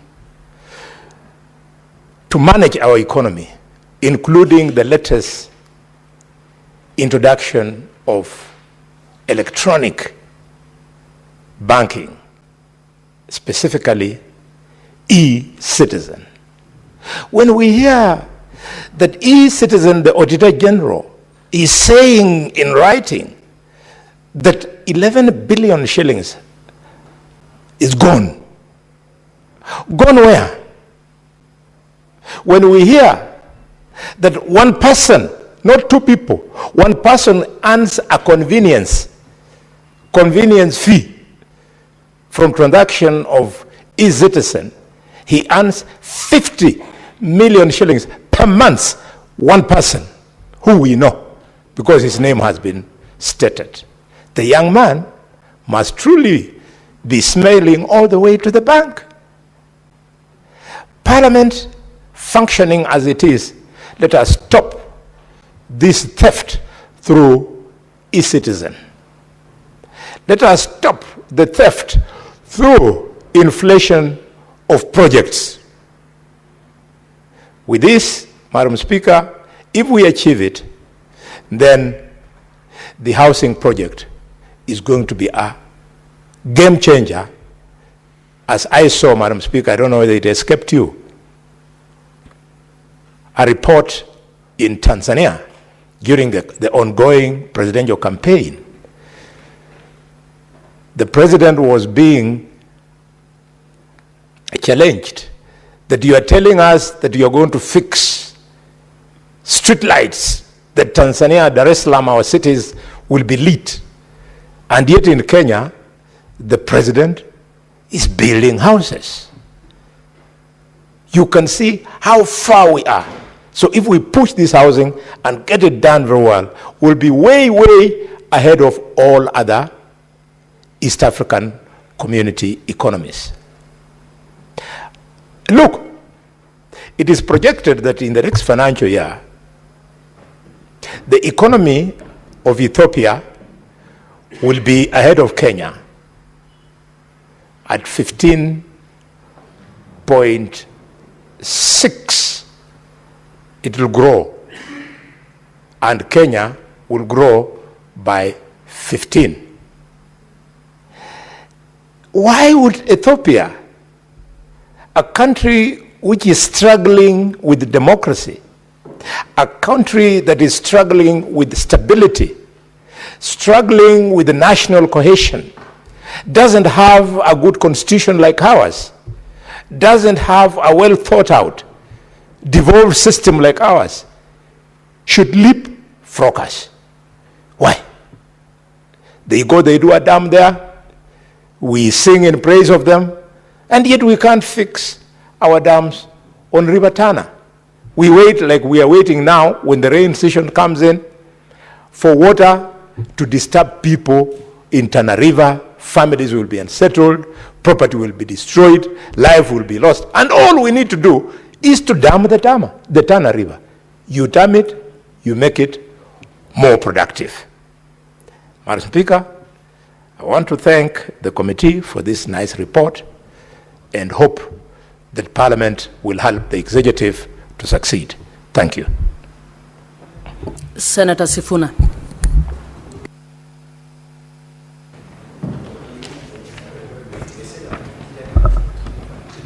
Thank you, Madam Speaker. From the onset, I want to be very clear that I stand to oppose these regulations in the report by the committee recommending that we support them.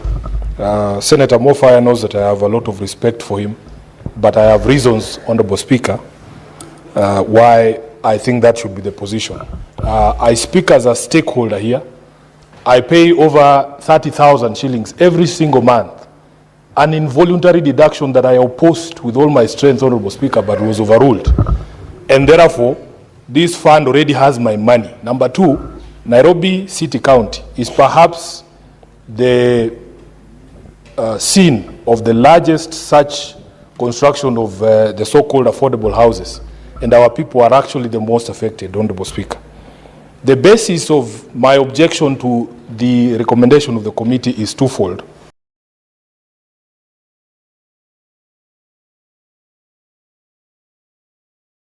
Firstly, it's procedural matters, Honorable Speaker. There is a reason, Secretary,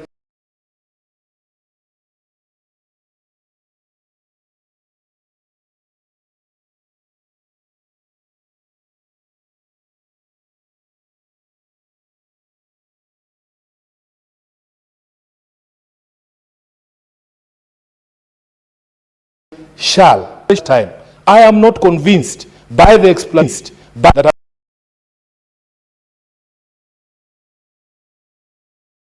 shall outside of that time. I am not convinced by the explanation that has been given by the committee. It was his responsibility. It is dereliction of duty. This is one of the most prominent projects of this administration. There is no way you can tell me that the Ministry of Housing would miss that deadline. I am not convinced, Honorable Speaker. Honorable Speaker, the committee also accepts that in violation of the law, the law requires that the Cabinet Secretary shall submit published regulations. In fact, the regulations that were sent to Parliament were draft regulations.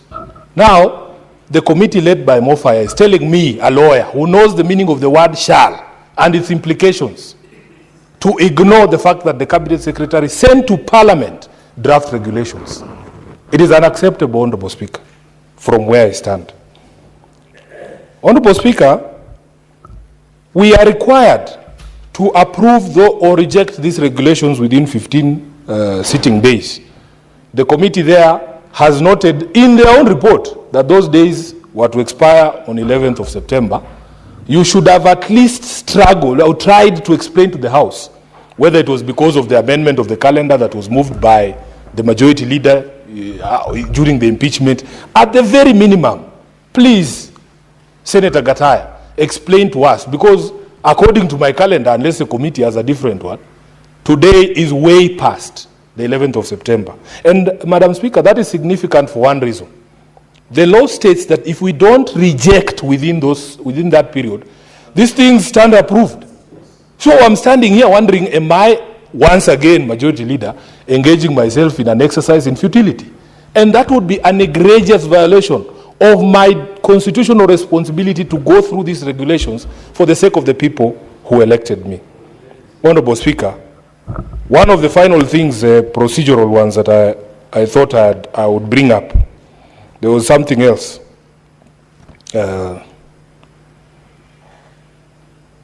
I think I'll see it, yes. Honorable Speaker, when a law says that when you're passing or bringing legislation or regulations, you publish them in a newspaper of nationwide circulation, it means exactly that. A newspaper of nationwide circulation. Now, everybody knows what the word newspaper means. Everybody knows what wide circulation means. It cannot be stuck somewhere in there in a government supplement or releases from the ministries.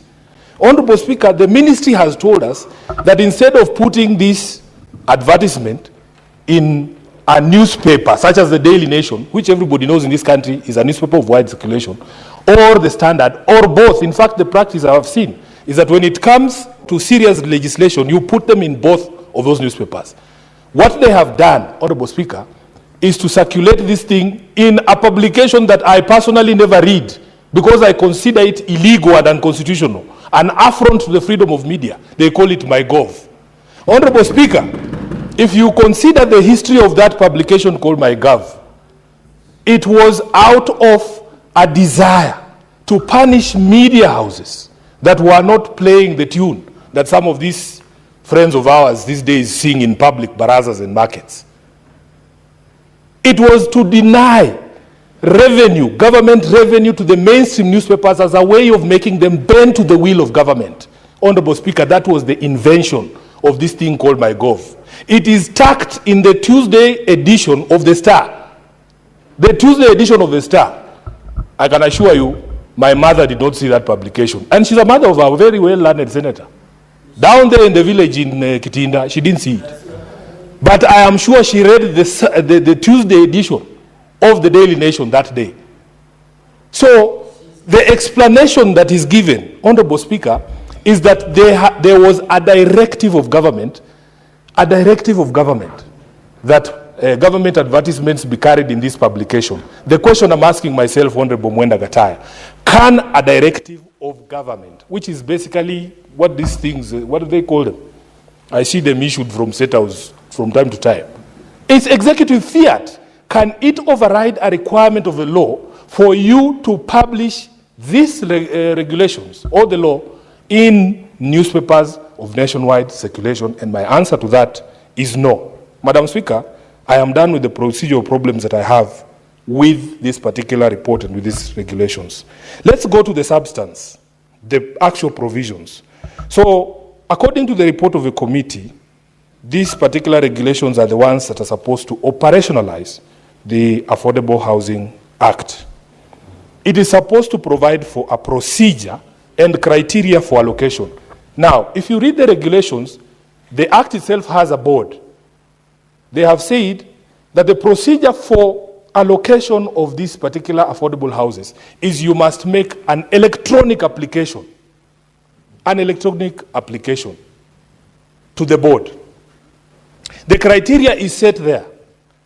So some of the issues that were being raised by Senator Khalwale, if indeed we put in place in a law a board to be able to be the ones to determine who gets these units of housing, how can anyone else, it doesn't matter their position in the structure of government, be the one allocating houses? And I speak painfully because this is my money. And the initial argument, Honorable Speaker, was that those of us who make an income contributing to this fund so that the people on the lower echelons of society in Mukuru can be able to afford these houses. Are we still serving those people, or these affordable houses paid for by my money very painfully, Honorable Speaker, are available for donations because of someone sitting in the office of head of state. He can decide today that Faith Kipyegon deserves a 2-bedroom house. Faith Kipyegon, for all her glory, surely, you know, she cannot be described as a poor person. She doesn't live in Mukuru. She doesn't live in Mukuru.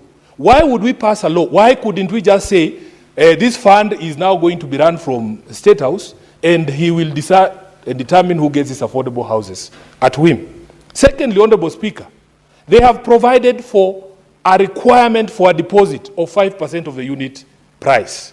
I have a problem, and the people of Mukuru, the people of Mathare, the people of Kibra in Nairobi have told us, because in Nairobi, as a county government, we are also undertaking affordable housing schemes, and because of the intervention of this Senate, and especially the Senate Housing Committee, we have made sure that there is no requirement for a deposit when you get a unit of an affordable house under the Nairobi County government.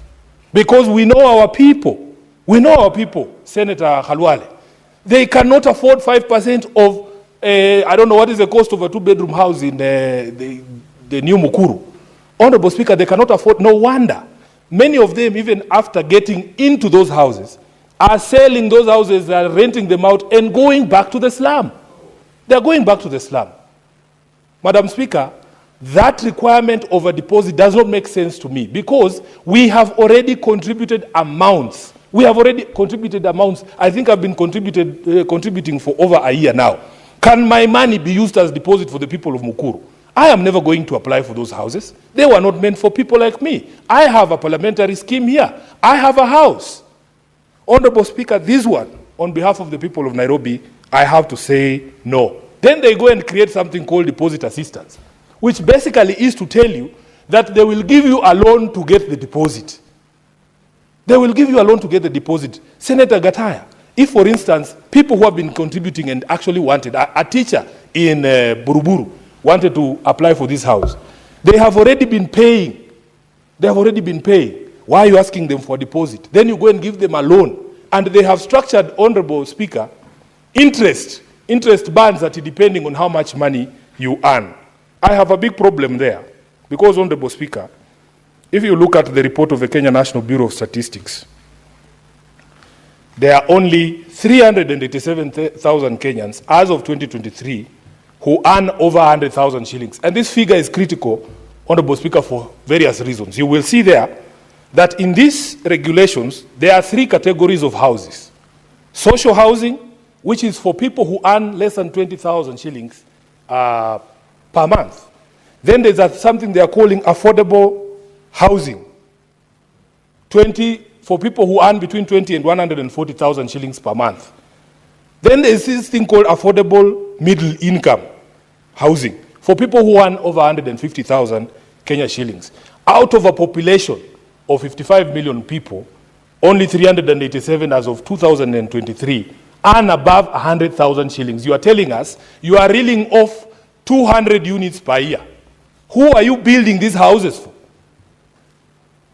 Who are these people you're building these houses for? If you did, of course, they have never even scratched the surface on that promise of 200,000 annually.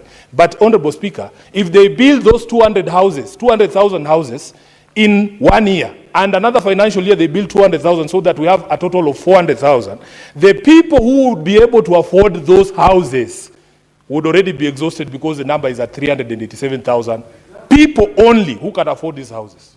We have problems with this. Senator Sifuna, can you be informed? No, I am teaching, Honorable Speaker. I'm in the middle of imparting information. Please don't. Okay, proceed. What do you want to inform me? You will have your own opportunity to be able to do this. Honorable Speaker, please, I don't like to be interrupted. This is what they do. Now, Honorable Speaker, there is another provision that I have a problem with, and that if you apply to the board. What's your point of order, Senator Mopai?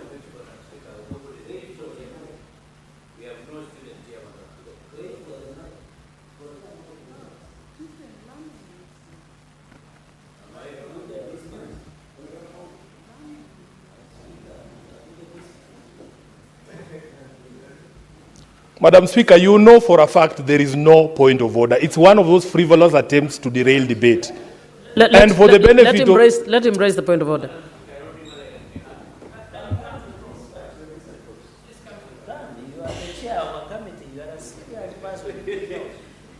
Madam Speaker, I want Senator Sifuna to withdraw and apologize. Though the much I know about this house is a house of registrators. This house of debate. I have not captured any student in the front of this house, so nobody is being taught. So I, as much as I have a lot of respect for Senator Sifuna, Senator Sifuna is debating just like any other registrators in the house. Also, I don't think whether there is any student in this house to be taught. Senator Sifuna. Yeah, Honorable Speaker, I'll proceed to make the point that I was making. My next point about the deposit, Honorable Speaker, the provisions of the regulations are that if you pay that deposit, for instance, and your application is rejected by the board, do you know the regulations say that they don't give you back your money? They take it into something that they are calling a voluntary savings account. I was not giving the deposit so that I saved money. I wanted a house. So if you are unable to allocate this unit to me, give me back my money. I can go and do other things with it. Regulation number on interest, Honorable Speaker, they have set interest on that loan that I talk about between 9% and 3%. Now, let us come to the regulation on consent to sell. Consent to sell. That, Mr. Speaker, Madam Speaker, if you buy this unit and you run into financial ruin, for instance, you are unable to keep up with the payments and you want to sell it, you have to ask for permission to sell the unit. You have to ask for permission from this same board. And, Honorable Speaker, the problem there is that if it is tied to another regulation on default, if you default for 2 consecutive months, the board takes back possession of that unit. That is what the regulations you want us to pass are saying. Honorable Speaker, as far as I know, as a student of law and somebody who understands the Constitution, you cannot interfere with property rights, my ability to own and dispose property, by frivolous regulations such as this. If I run into financial ruin, now, for instance, Honorable Speaker, a member of the family is diagnosed with a serious disease like cancer, we are all raising money. I have a unit sitting here, and we need money. You are telling me I need to go to somebody else to get consent to sell that house because of extraneous circumstances. And by the way, these regulations also provide that all decisions of this board, you have to, again, ask for what they call review from the same board. And that provision on review of the decisions of the board also goes ahead to specify the only grounds you can raise a point of review with the board. What sort of regime is that? What sort of regime is that? So therefore, Honorable Speaker, I want to submit that this particular provision on consent to sell a unit is unconstitutional.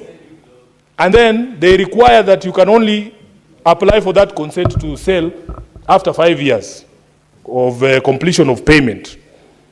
They also regulate the price. The regulations regulate the price that at that point when they have told you now you can sell, they have fixed a price for you that you can only sell that unit at prevailing market rates. If I am able to convince Halwale to pay 10 million on a unit that is the prevailing market rate is 5 million, you will tell me no. This violates the concept of willing buyer, willing seller. Perhaps Halwale likes this unit so much and there's enough demand on the unit, they are willing to pay more. How can you tell me that I cannot get more money if I am able to persuade Halwale, Senator Halwale, to pay more? So therefore, Honorable Speaker, I personally have big problems with this affordable housing scheme. I thought it was very poorly thought out.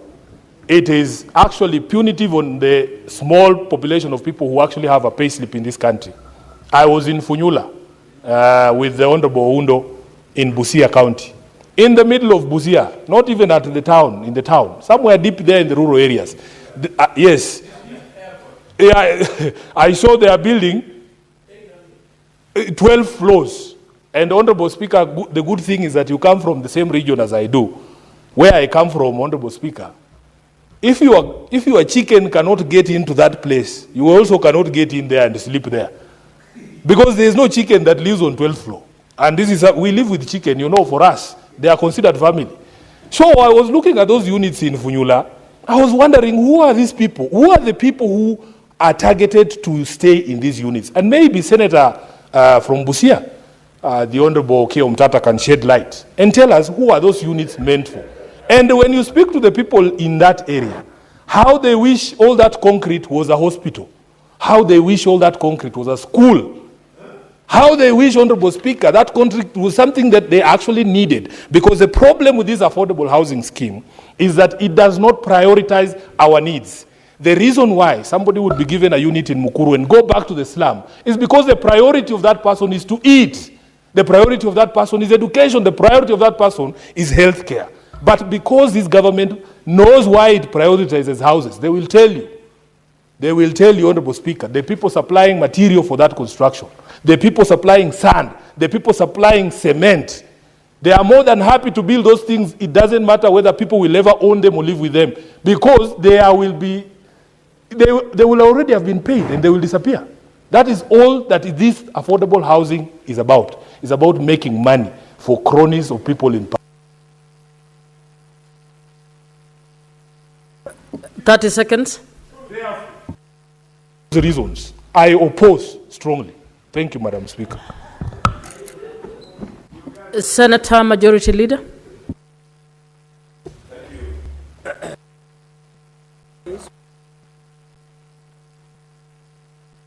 Dispatch, Chief. Oh, okay, it's coming. Thank you, Madam Speaker, for this opportunity to also make my contribution to this report by our Committee on Delegated Legislation. Madam Speaker, I begin a troubled man because I've never had so much misinformation, and perhaps I don't know whether that is a place to comment, but I'll lose my trail of thoughts if I comment there. Therefore, I want to first stick to the substance of the report that is before us. Then maybe later, if I get an opportunity, I will direct my colleagues to where to get the correct information about many of the things which they said, which is information that is publicly available if you were to seek the right information. But you never know why people will choose to get the wrong one. Madam Speaker, I'm troubled because if you read this report, it is clearly brought out to us that these regulations are already approved by this House. So I don't know why delegated legislation will want us to debate them. Because you have told us in paragraph, let me just read the correct paragraph, Senator Mofire. Then perhaps you can guide me on what I need to do with my submissions. Paragraph 3 of your introduction, that the regulations were published on the 9th of July 2025, and thereafter they were received by the Senate for tabling on 11th July 2025, which time was within the 7-day sitting of a referral of an instrument to Parliament as stipulated within Section 11. Then, paragraph 4, you remind us that therefore these regulations were laid on the 16th. Order, Senator Omtata, this is not your house. Why are you crossing the manner?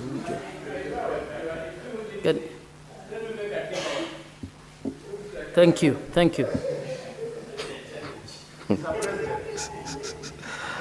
I don't want to be disrupted by Senator Omtata. And so, regulation, paragraph 4 of that introduction, Mofire, your committee is telling us that after the 16th of July, in accordance with Section 59 of the Affordable Housing Act, number 2 of 2025, to be approved or rejected by Senate within 15 days of sitting.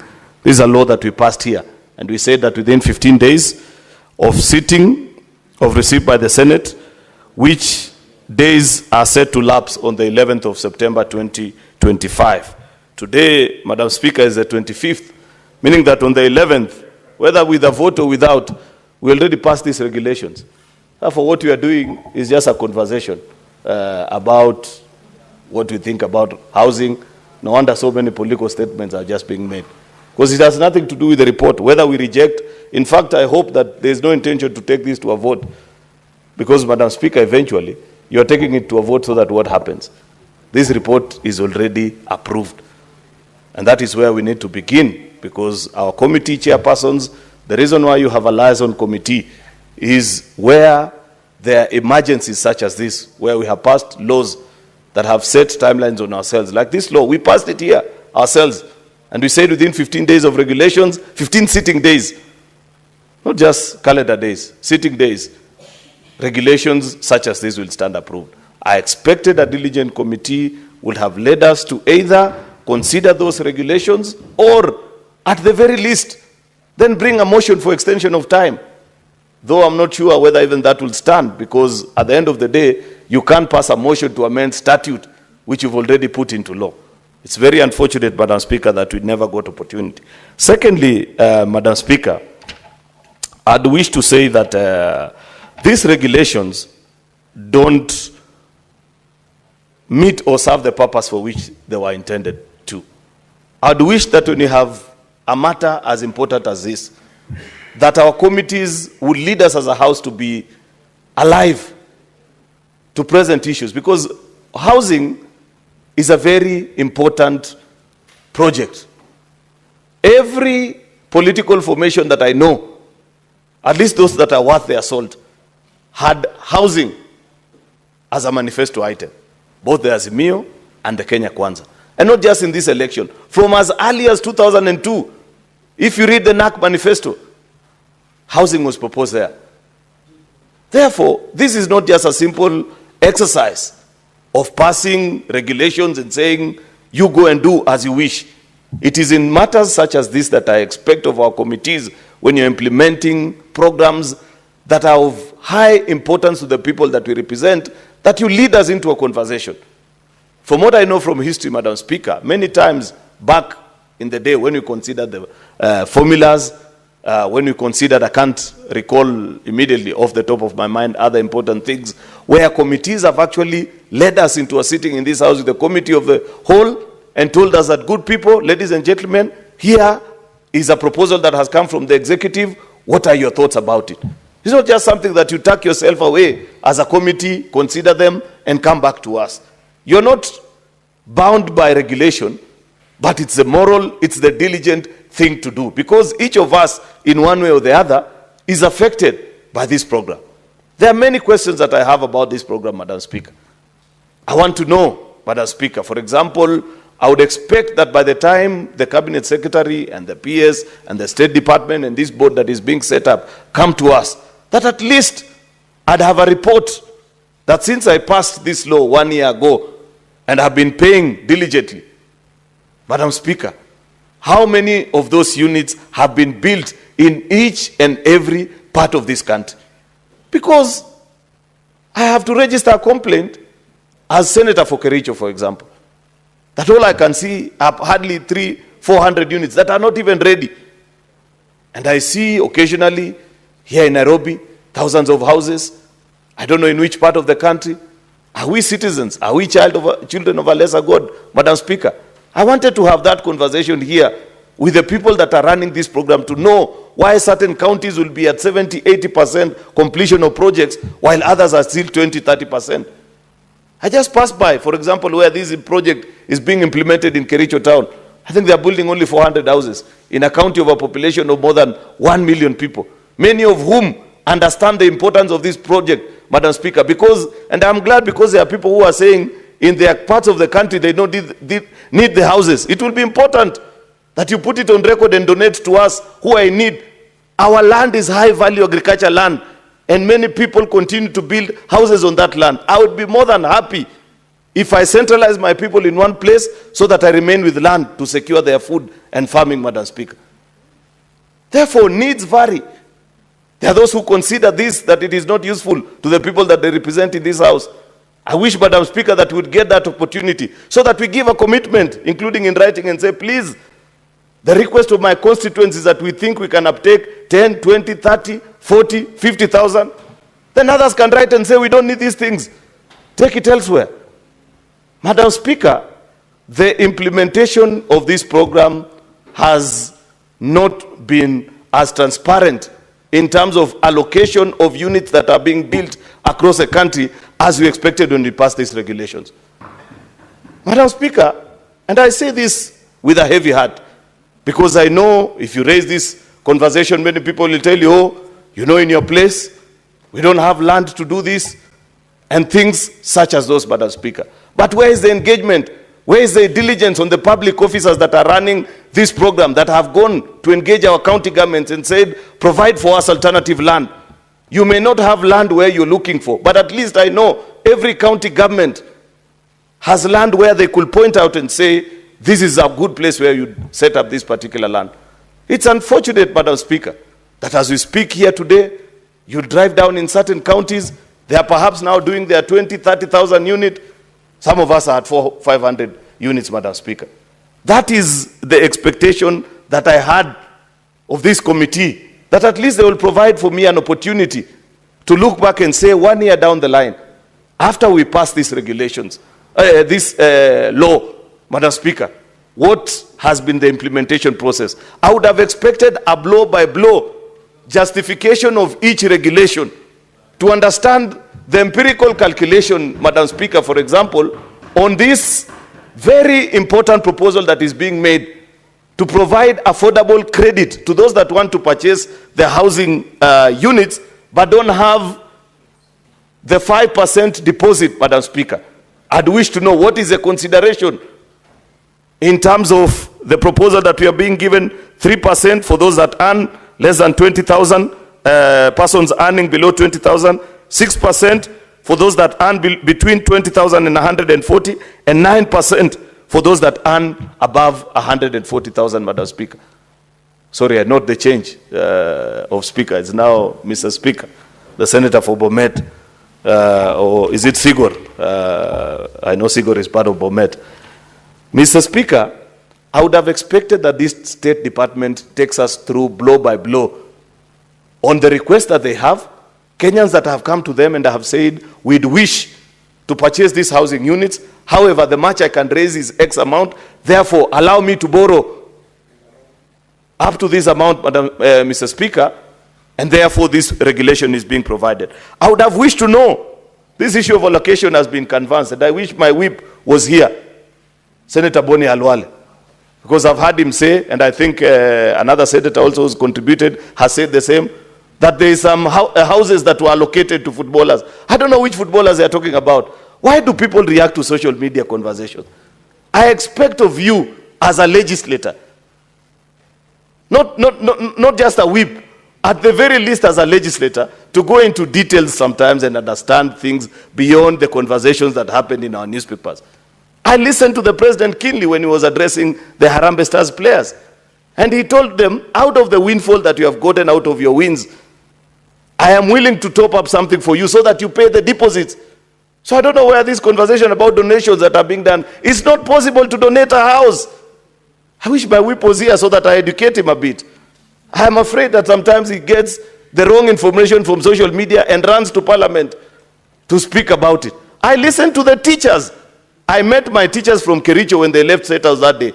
And they were so happy because they were castigating me as their representative, and they are saying, Senator, how comes you've never told us how we can purchase these units? At least today, we have been explained to how we purchase these units, because as people that lead in contribution, despite the very humble, meager income of teachers, and I say this with a lot of pride because I was raised by a teacher.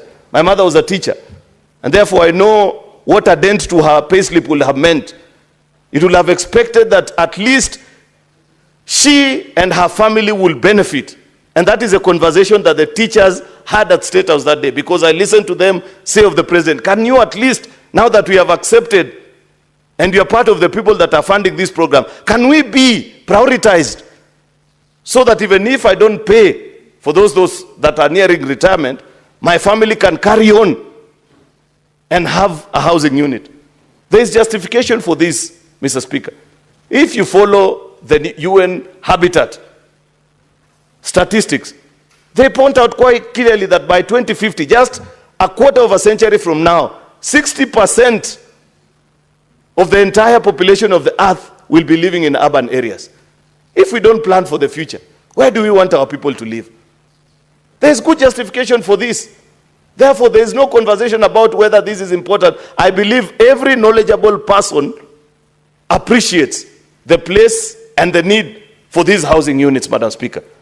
It broke my heart listening to young people from Kibera. The day we went to sign the bill, the affordable housing bill in State House. And they said, I think it was a community mobilizer, Mr. Speaker, I don't know if you're there. He said that part of the reason why they want these housing units now is because young kids grow up and by the age of 2 or 3, you cannot even teach them about sex because they see it in their homes. They live in one-roomed house and says, please give us some decency. There is good justification for a program such as this. The only problem that I take out of all these regulations is that the questions that are being raised by our colleagues on this floor, I have to say, many of them, Mr. Speaker, are extremely genuine, and there is good justification for them as representatives of the people to have sufficient answers. Yet that opportunity hasn't been provided. I don't know this constitutional order that we got ourselves into, Mr. Speaker, that is neither parliamentary, neither can you call it fully presidential, because you have people here that you are told they are committee chairpersons, therefore sometimes they speak and answer as if they are government, and there are those on the minority side which sometimes you confuse and say that they are in the opposition, because to the best of my knowledge there is no opposition in government in parliament. It is majority and minority. Mr. Speaker, the distinction of what the Constitution appreciates is that there is an executive and legislature. The question that has never been answered to me up to date, what is the nexus between the executive and the legislature in terms of policy appreciation, policy critiquing, after we have passed a law such as this and it has been operational for 1 year? Where is the opportunity beyond the question and statements time that we sometimes get here with ministers? Where is the opportunity for me to critique and say, okay, we gave you a law, how have you implemented it? My constituents are saying this and that. I don't believe, Mr. Speaker, that it was the intention of the drafters of our constitution for us to exist as silos, that we can never interact, that we can never provide good, credible feedback to the executive, Mr. Speaker, on programs such as this. I want an opportunity to sit down with CS Alice Wahome, with PS Hinga, and give my thoughts about what my constituents are saying about this program. It's not just the absence. It includes things such as location, Madam Speaker. It is also important, I must record the appreciation, by the way, that there are diligent colleagues who follow these things, but unfortunately, it's not everybody that can do that. When it was first rumored that the approximate cost of a housing unit, I don't know what amount. I remember one of my colleagues here telling me that this is almost 10,000 shillings higher than what other private entities. I think it was Senator Chute, actually. Yeah, thank you for being reminded about that. And we went with him, we drove all the way to Mombasa Road, compared, and we shared that feedback with the PS and said, you must review your rates, because at least people such as Edoman, that gentleman that is building on, what is it called, Great Wall, has bought the land. For you, you have not bought any land. Most of the land that these housing units are being built on is public land. Therefore, it should be cheaper. So I want an opportunity to ask the executive, what is the approximate cost of what it takes you to buy this unit? No, to build this unit. I also want to know, what are the benefits of the economies of scale? If you're buying cement in thousands, because you've been given an opportunity to supply into a public program, therefore there are benefits to the economies of scale. That was my expectation. We were told that when this program comes, many young people will get an opportunity to supply door frames, to set up carpentry sites. I don't see those things happening in my county, Mr. Speaker. And that's why I want to have that conversation with this gentleman, beyond just regulations. I said, these ones have just given us an opportunity to talk. Otherwise, they are useless. This one is already passed. But there are important things about that program that we want to know, Mr. Speaker. I want to see the young people that are benefiting, those that are supplying door hinges or have been trained in our TVET institutions, because I listened and I said these things on the campaign trail when we were pitching for housing during the 2022 campaign season. And we said, we will build houses, then you young people will be suppliers of the door frames, and another one will supply the locks, you know. Those things have to be reality for them to make sense. Otherwise, how will I face my constituents? Mr. Speaker, I have very serious questions about this program because I understand that it is important, it is transformational, it is necessary. Therefore, I cannot give excuse to those that are implementing it after I have gone through such a difficult time. First of all, paying for it. Secondly, passing the law on the floor of this house. Therefore, I want to ask, Mr. Speaker, because Mofire has no opportunity anymore. His report has been bypassed by time. But we have a committee on housing and transport in this house. That because we don't have the opportunity to further interact with these people, with these regulations, Mr. Speaker, can we at least as a house be provided with an opportunity to question the executive on the implementation, so that the people that have serious questions and doubt about including the size, their cultural sensitivities. Senator Sifuna has said that the people he represents, where he comes from, they want to live in the house with the chicken. Therefore, can you make that part of the provision? Don't build them houses so small, Mr. Speaker, that they will not fit together with their chicken. I don't know whether Catherine Buba also has a specific request. She'll tell you that you need to make the windows slightly larger so that when she cooks omena, it does not kill her like tear gas. So they are very, very important. I don't want to lose my trail of thought, Mr. Speaker. But the point that I'm making is that I don't see Senator Ed in the house. I think maybe he traveled or something. But they are members of Transport and Housing. You will have failed this house. You will have failed this house if you do not provide us with an opportunity to sit down with CS Alice Wahome, PS Hinga. Yes, that's why I wanted her to come here, because as a Senate, a house that represents the interests of counties, we want to have a conversation with them on the implementation of this program. What is the nexus, the connection even with county government? There are places where we are told county governors are taking time to release. We must take into place their consideration. Some of them are saying, I have better plans to do other than affordable housing in the place where you want to place it. Therefore, what is a place of interaction between a county government and the department, the board that we have set in place to run? Therefore, Mr. Speaker, I want to request our colleagues, I don't know if there is any member of the Transport and Housing Committee, that let us not derelict our responsibility. We are representatives of the people, whether you're on the majority or on the minority side, whether you supported or you did not support this law. This is the reality of a country. Come, let us sit down with these people and ask them the difficult questions that are being raised, so that as they leave this house, they know the people of Kenya are asking certain questions. Just like we have issues to do with other nationally rallied programs. Like, you know, I challenged our colleagues the time that there was a report, the audit report on the implementation of SHA came out. And the, what was it called? The contractual obligations that had been put into that contract. I challenged Senator Mandago and I said, I have seen a report from the Auditor General on how, I don't know, the cost of this program. People keep quoting all manner of figures, and you can't blame us. We are a country that is sensational by nature. We'll have hearings, huge figures, 100 billion, I don't know what amount. Can you lead us into a better conversation so that at least, at the very least, representatives of the people like senators, Mr. Speaker, don't quote information from newspaper articles. But the reason we end up doing that is because we never get the opportunity to meet with the implementers of policy and ask them some of these questions. Therefore, Senator Mofire have done their bit. At least they brought an opportunity for us to know that there were regulations that we passed without knowing. That was important. But now that that opportunity is lost, can you give us the chance? Leader, is it that regulations were passed without knowing, or by operation of law they became law because of timelines?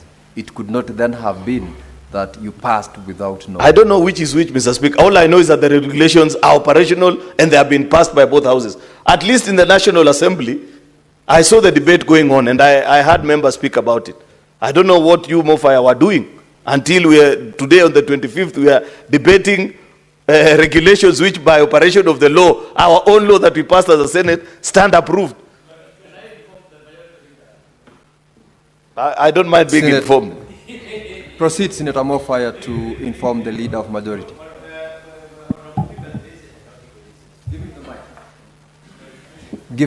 Okay, use the dispatch desk.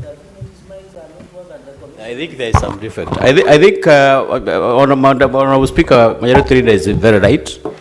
You know, this is just a matter of procedure, it's a matter of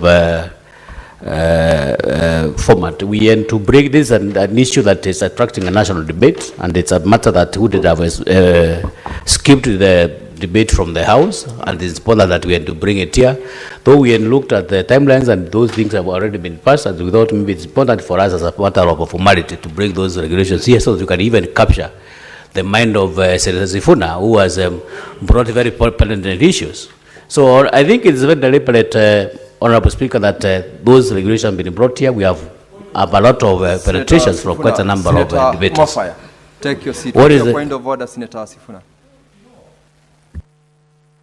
Speaker, it is wholly offensive. Wholly offensive. We have a committee of this House that schedules business. I used to sit in that committee for 2 sessions, for 2 years. I am sure the majority leader still sits there. The majority whip still sits there. All these leaders on both sides of the House still sit in that committee. Honorable Speaker, how fair is it? You are telling us that you've scheduled business. We are in the middle of debate. There is a procedure that has to be followed. At the end of debate, you have to put a question. I need to vote. I need to vote. You've sat us here at 6 o'clock, ordinarily on a Thursday, Honorable Speaker. You know, Waziri wa Sherehe. I shouldn't be here. At 6, I stayed here because this is an important matter. Therefore, the clarification we are seeking, Honorable Speaker, is this debate a debate in futility? Is this motion properly before this House? Now that we're in the middle of debate, you need to make a decision if indeed the regulations are passed by operation of law. And the good thing is you are a lawyer. Stop the debate. Stop the debate. Seat, because yes, you've raised your concern. But now that I've already spoken to it, I will insist on voting. Because take your seat. Take your seat. Take your seat, Senator Sifuna.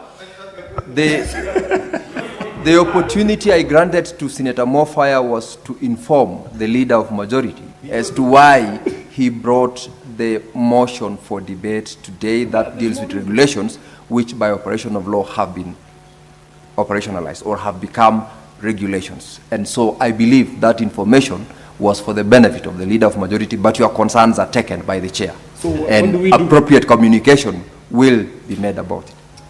Senator Majority Leader.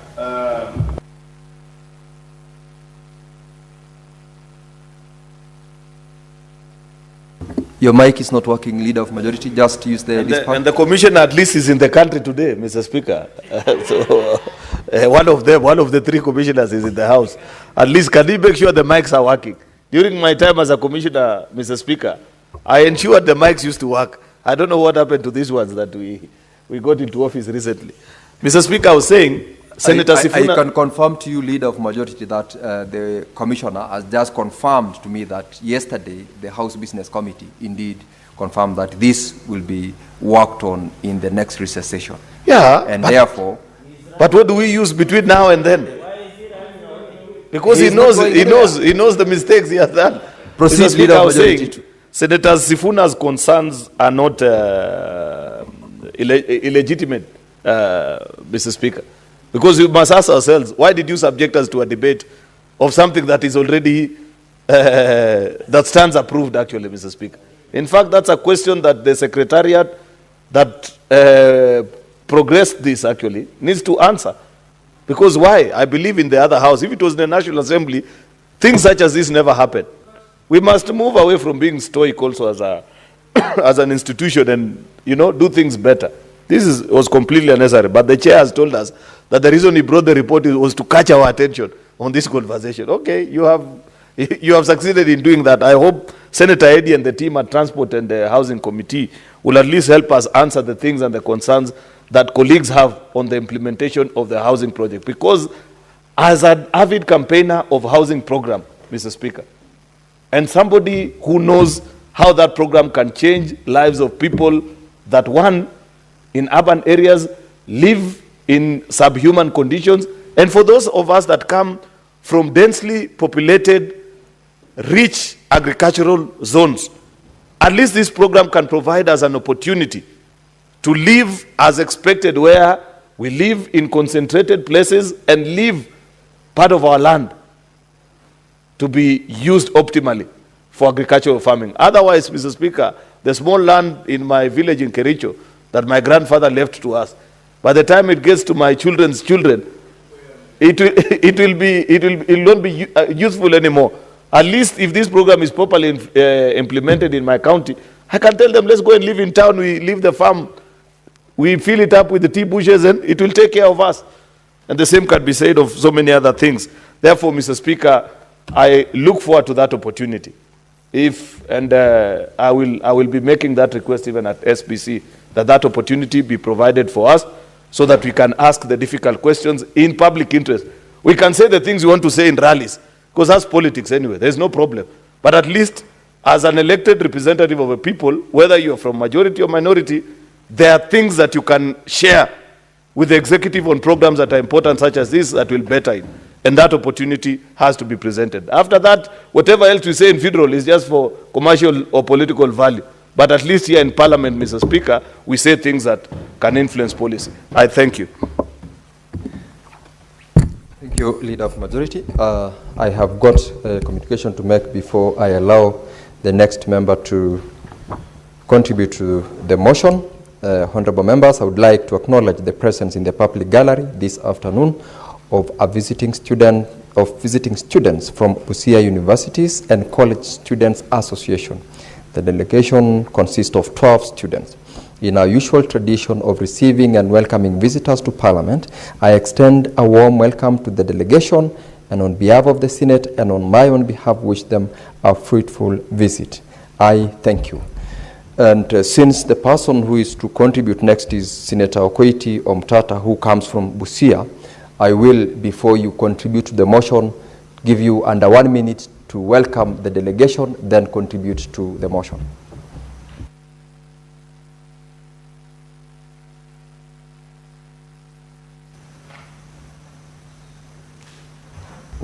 Senator Omtata, you use the dispatch. Mr. Speaker, sir, thank you for the opportunity, and I welcome the delegation from Busia Students Association. I was not aware of their presence, I was not informed, but I'm happy that they're here. I also want to inform them that we shall be having Senate Mashinani, so they should feel welcome to come back to Busia from the 6th of next month and air their views about what the Senate can help do for them. Otherwise, I wish them success in their studies, and I hope that they'll have a fruitful experience in that tour here.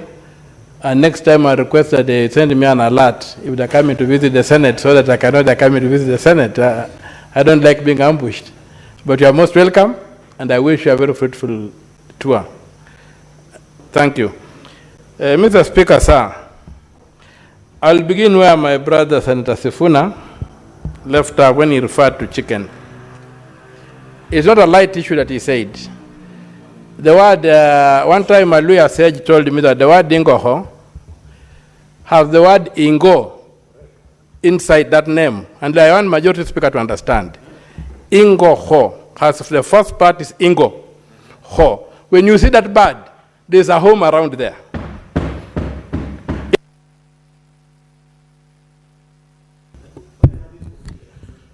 It is back, Senator Omtata. Proceed. Yeah, that bird is a sign that the area is settled.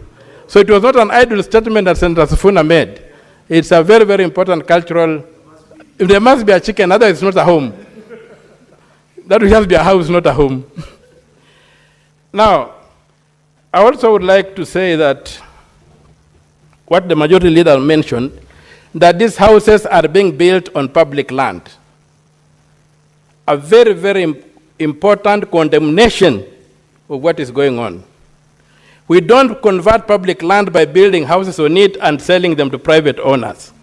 If you want to private public land, there's a procedure for doing that. This affordable housing has no respect for any law. It's being done like we are in a vacuum. There are no laws in this country. the question of public land has been set aside for specific purposes.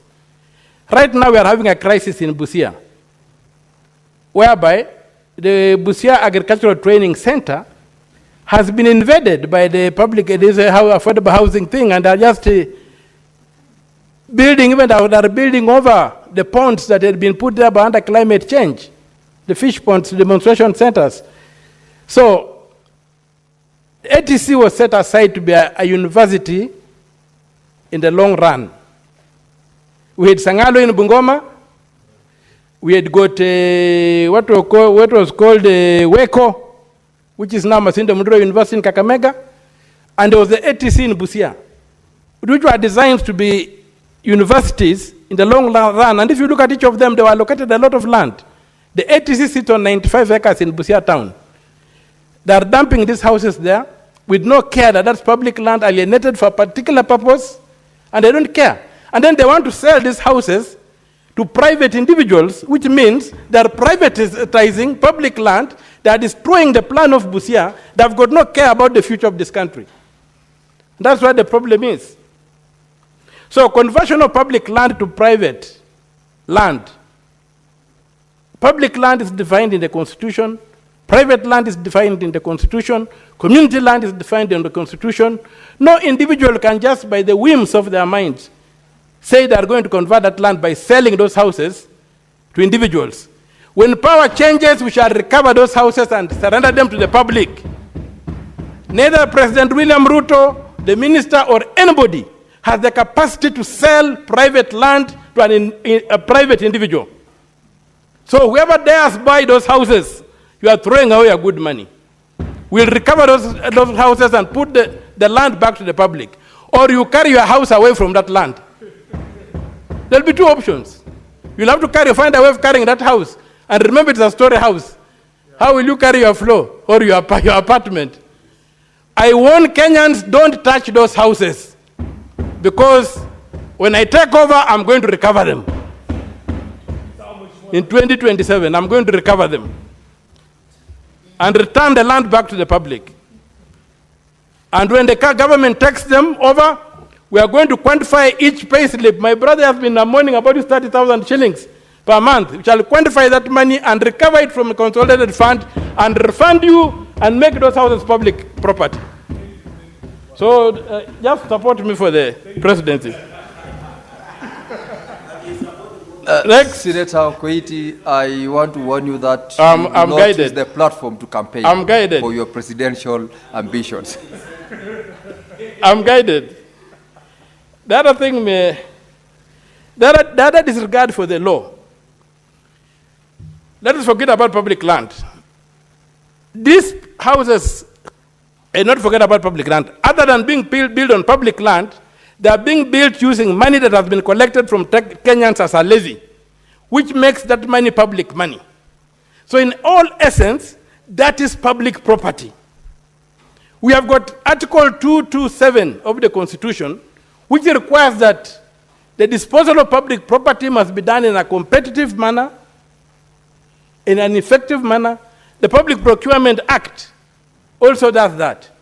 Where does it come that now we are using public money to make grants? When did the government become a grant maker? We already have an emergency fund that is in the treasury. Why are we becoming grant makers? And if you look at the Kenyan Constitution, it's a clearly civic republican charter with the rights to property and pursuit of the common good and use of public office for service. Protection of private property. You cannot take Senator Sifuna's 30,000 shillings per month and use it to build a house for somebody else. That's what the Constitution condemns in Article 40 as arbitrary deprivation of Senator Sifuna's interest in his money. There was a question of timelines. And this is the danger of making a constitutional law. Article 94, clauses 5 and 6 of the Constitution say that only Parliament has the power to make law. And Parliament can delegate that power. Now, it cannot be said that in delegating the power, if Parliament fails to validate a statutory instrument within 15 days, the statutory instrument becomes law automatically. The ideal is that the statutory instrument should lapse if Parliament has not approved. There's a requirement that Parliament must protect the public, not by avoiding, not by omission, but by commission. Parliament must look at statutory instruments. This idea that if you don't look at them, they lapse, they become law automatically, is not constitutional. It violates Article 95, clauses 5 and 6. So, that law that was passed was wrong. This, as far as I'm concerned, by the act of the Constitution, these regulations lapsed. They did not become law. Secondly, we cannot go to the issue of look at the Affordable Housing Act as the primary act on making of statutory instruments. The primary act is the Statutory Instruments Act. And Section 15(2) gives 28 days, not 15 days. So the Statutory Instruments Act should trump that timeline that was smuggled into the Affordable Housing Act so that purportedly these things could become law. Now that my brother Wamatinga would like also to speak and I see time is running, let me be charitable and stop my submissions there so that my brother can also contribute. Thank you very much, Mr. Speaker. No, I don't say he's the next. He would also like to speak. So if I move away earlier, the next one moves away earlier, it will create room for him to speak. But I think I've massacred the thing with my skeletal submissions. And finally, I oppose the submissions. I need the report, and I oppose the regulations, and I wait to vote them out. And I agree with Senator Sifuna that since we have been burdened with having to contribute, we must vote on them. Thank you, Mr. Speaker, sir. Very well. For the benefit of Senator Omtata, it is the chair who actually permits members to speak. Senator, take your seat. Take your seat, Senator Omtata. Senator Wamatinga Wahome. Thank you very much, Mr. Speaker, sir. Indeed, I came to your flash dashboard and I checked, and I went to talk to my colleague to allow me to say something. Mr. Speaker, a lot of technicalities have been spoken about this affordable housing. As I stand up, Mr. Speaker, I want to beg my colleagues to look at the history of this country way back in 1963, and I want to draw a parallel of where Kenya was, where Singapore was, and Malaysia. Mr. Speaker, in 1963, Malaysia was one big slum. They introduced the Housing Act around the same time that we did in the pre-colonial era, 1953, and went ahead in 1963 to ratify the same. South Korea and Singapore were far much in the same position where Kenya was. Their GDP, Mr. Speaker, were comparable. However, Mr. Speaker, due to the implementation of some of the laws that Kenya ignored, among them being the affordable housing, Malaysia was able to transform what used to be a slum into one of the most modern cities in the world today. Mr. Speaker, the same can be said of South Korea, the same can be said of Singapore. Where we got it wrong, Mr. Speaker, way back in 1953, in Article 1710, we had envisaged a situation where we will introduce housing models that will allow people to live in kind of one area and farm in the other areas. Mr. Speaker, we missed the point when we allowed the subdivision of land. We missed the point when we allowed urbanization uncontrolled. And we missed the point when we did not provide for housing for the low-income population in Kenya. And this is why, Mr. Speaker, today we have over 7 million Kenyans living in informal settlements. Mr. Speaker, most of the contributors of my colleagues who contributed to this motion may not have the advantage that I have as a contractor because I've worked in very many informal settlements. Mr. Speaker, it is very appalling and very disheartening to see that our fellow Kenyans are living in subhuman conditions in informal settlements and going by their level of income, they will never, using their own dynamic, get out of them. It is the high time, Mr. Speaker, and we must call it the way it is. If we do not address the issue of housing, especially in urban settlement, then we'll get more and more Kenyans living in the informal settlements. Mr. Speaker, we must, as leaders of this country, call the issues as they are. We know that Kenya is a signatory to the Sustainable Development Goals, and one of the requirements is that every Kenyan must have access to decent housing with sanitation, and most importantly, Mr. Speaker, decent in the sense that they'll not be living in riparian area. This can only be achieved, Mr. Speaker, if we have a deliberate attempt by the government, concerted effort by we the taxpayers to contribute into the kitty, because the only business that the government does is to coordinate that kitty that in terms of levy to ensure that our people can get housing.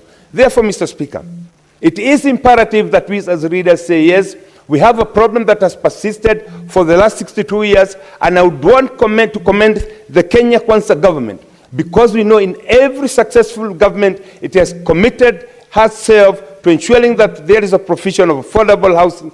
None of them had, and none of them wanted to take this unpopular decision of introducing this housing levy. It is unpopular, Mr. Speaker, but the right decision. And time has come, Mr. Speaker, when we as leaders must not shy away from making decisions just because they are unpopular to please our voters. It cannot be the business of politicians to fight for positions, get elected, but only start fighting to be re-elected again. I want to commend the president, and that has been said even in the meeting going on in New York. He has taken it upon himself to ensure that he delivers Kenya's mandate to become one of the developed countries, but that cannot happen if over 7 million Kenyans are living in informal settlement. Mr. Speaker, sir, affordable housing, look at it from whichever way you want to look at it. But it cannot be people living in Mathare, in Mukuru kwa Ruben, people living in Nyeri Majengo. They cannot afford to buy the prime property there to build their own houses. It must therefore be a common and a collective responsibility of all of us to ensure that we move those people from those slum shackles into houses. Mr. Speaker, I want to believe that this is the high time that we face it and say the way it is. We have missed the opportunity. This government, more so because it's a broad-based government, has taken a paradigm shift in the way things are done, and therefore we can see that people will start getting housing. To the issue that has been addressed by some of our colleagues, Mr. Speaker, the law of supply and demand is very simple. If we construct many houses for the upper class and there's nobody to take them, then the lower class will have an opportunity to access better houses at a lower rate. That is simply the law of supply and demand. But also having said that, Mr. Speaker, it is the high time that we realize that the population in Kenya is growing, the land mass of Kenya is not expanding, and therefore we must divorce ourselves from the traditional way of looking at land and see it not as a renewable resource, but as a diminishing resource, and therefore we reduce on horizontal and go the vertical. Mr. Speaker, I would want to urge my colleagues, as much as this report has come a bit too late, it gives us a golden opportunity to explore the possibility of how we'll operationalize, but most importantly, on how we'll ensure that many Kenyans access the affordable housing, because the future generations are looking upon us to ensure that we leave them in a better place than we found ourselves in. Mr. Speaker, as I wind up, I want to commend the chair for giving us an opportunity to discuss on this report, and most importantly, reflect on the things that we as a country can benefit if we ensure that the operationalization of the regulations, the optimization, and also most importantly maybe the ratification of some of these regulations to ensure that every Kenyan will have an opportunity to own a home, every Kenyan will have a chance of having somewhere he or she can call home. This, Mr. Speaker, sir, and has been said, by 2050, most of the Kenyans will be living in urban center. Then that begs the question, what must we do today to avert the danger that will come of many people joining the informal settlements, and that can only be answered through the housing, the affordable housing program. Mr. Speaker, as I wind up, I want to thank His Excellency the President, because we know four of his predecessors were not able to make this hard decision, but he has taken the bull by its horn. I'm a proud Kenyan for contributing to the housing levy, because I want also to be accounted among those who played an active role in ensuring that Kenyans get affordable housing, decent, and that we start fighting development of slums and informal settlements moving forward. Mr. Speaker, sir, I support, and I take this opportunity to say this is the way that we need to go, Mr. Speaker. And indeed, every senator sitting here, we must take the opportunity to ensure that we sell this to our people, and to ensure that when we go back home, we tell people that, yes, this affordable housing are not for the rich people, but those who cannot afford. What we need to look at is the model of how do we go about financing, the model of how do we go about making sure that they are evenly distributed among all the communities, in all the towns in Kenya, but most importantly, even among the Gen Zs and the young generation of this country who cannot be able to afford to pay the deposits. Looking at the financing model, Mr. Speaker, if we get that one right, then this will be a golden opportunity to change the course of this country, and this will be a golden opportunity to ensure that each and every Kenyan has a place to call home. Mr. Speaker, my county is benefiting from this. Various institutions, including institutions of higher learning, are getting hostels, a very good thing. We were just there, I think 3 days ago in Kieni East. And I want to encourage my leadership in Nyeri County, we lobby for more and more of this affordable housing, because Nyeri is one of those counties that has a lot of colonial villages where people live in very, very small properties. Mr. Speaker, with affordable housing, then we'll be able to ensure that everybody has a place, and the land that will be saved can be used for agricultural production. I like what my majority leader said.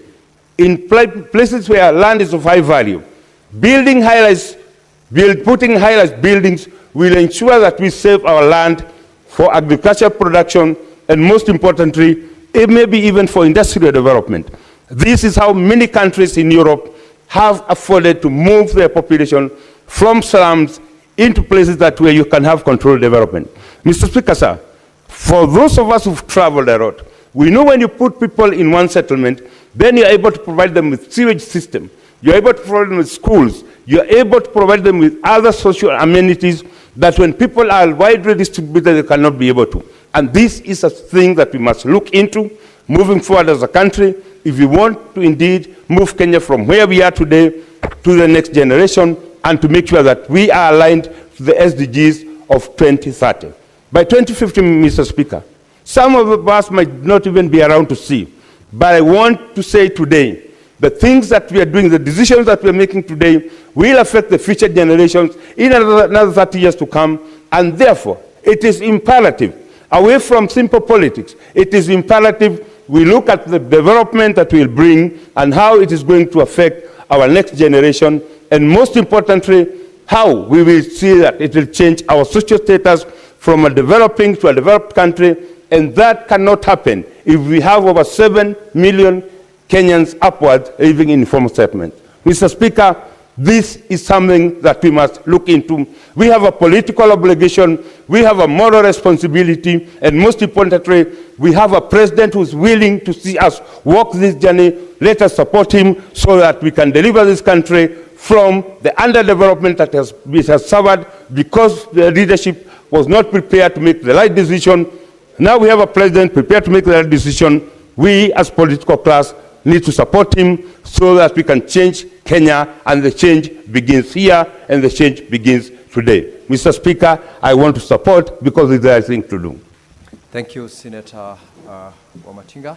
Now, Senator Catherine Muma.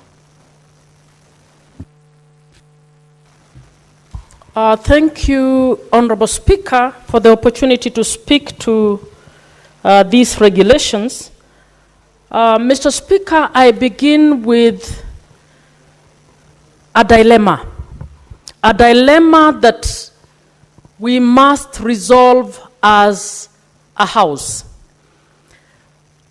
Mr. Speaker, the committee in its report, has clearly indicated that the executive did not comply with the law. It actually did not submit these regulations within the statutory timelines that were required to be submitted. So I ask myself, what is the consequence of this action? What is the consequence of regulations being submitted and procedurally to the House, not in compliance with the law? And once we receive those procedures, those regulations, do we have, as a House, the latitude or the permission to actually receive and process those laws, those regulations? Mr. Speaker, this is a question that we must answer as a House. Once the regulations came, Mr. Speaker, there is another timeline. A timeline within which the committee was supposed to process this law. Mr. Speaker, again, that was breached. Mr. Speaker, I believe even as we move forward, and I want to make it clear that affordable housing and social housing is one of the things we must embrace as a country. And it's one of the most important things that is happening right now, because it has been operationalized in Kenya. It is benefiting some, and there are issues from the little conversation that we've had from our colleagues. There are issues which we need to converse, which we need to debate as leaders to guide the executive to ensure, yes, this is a good program, but we think this aspect of it is not good. This aspect of it needs to be strengthened. This social housing issue needs to be strengthened, and so on. Senator Catherine Muma, fortunately it's 6:30 p.m.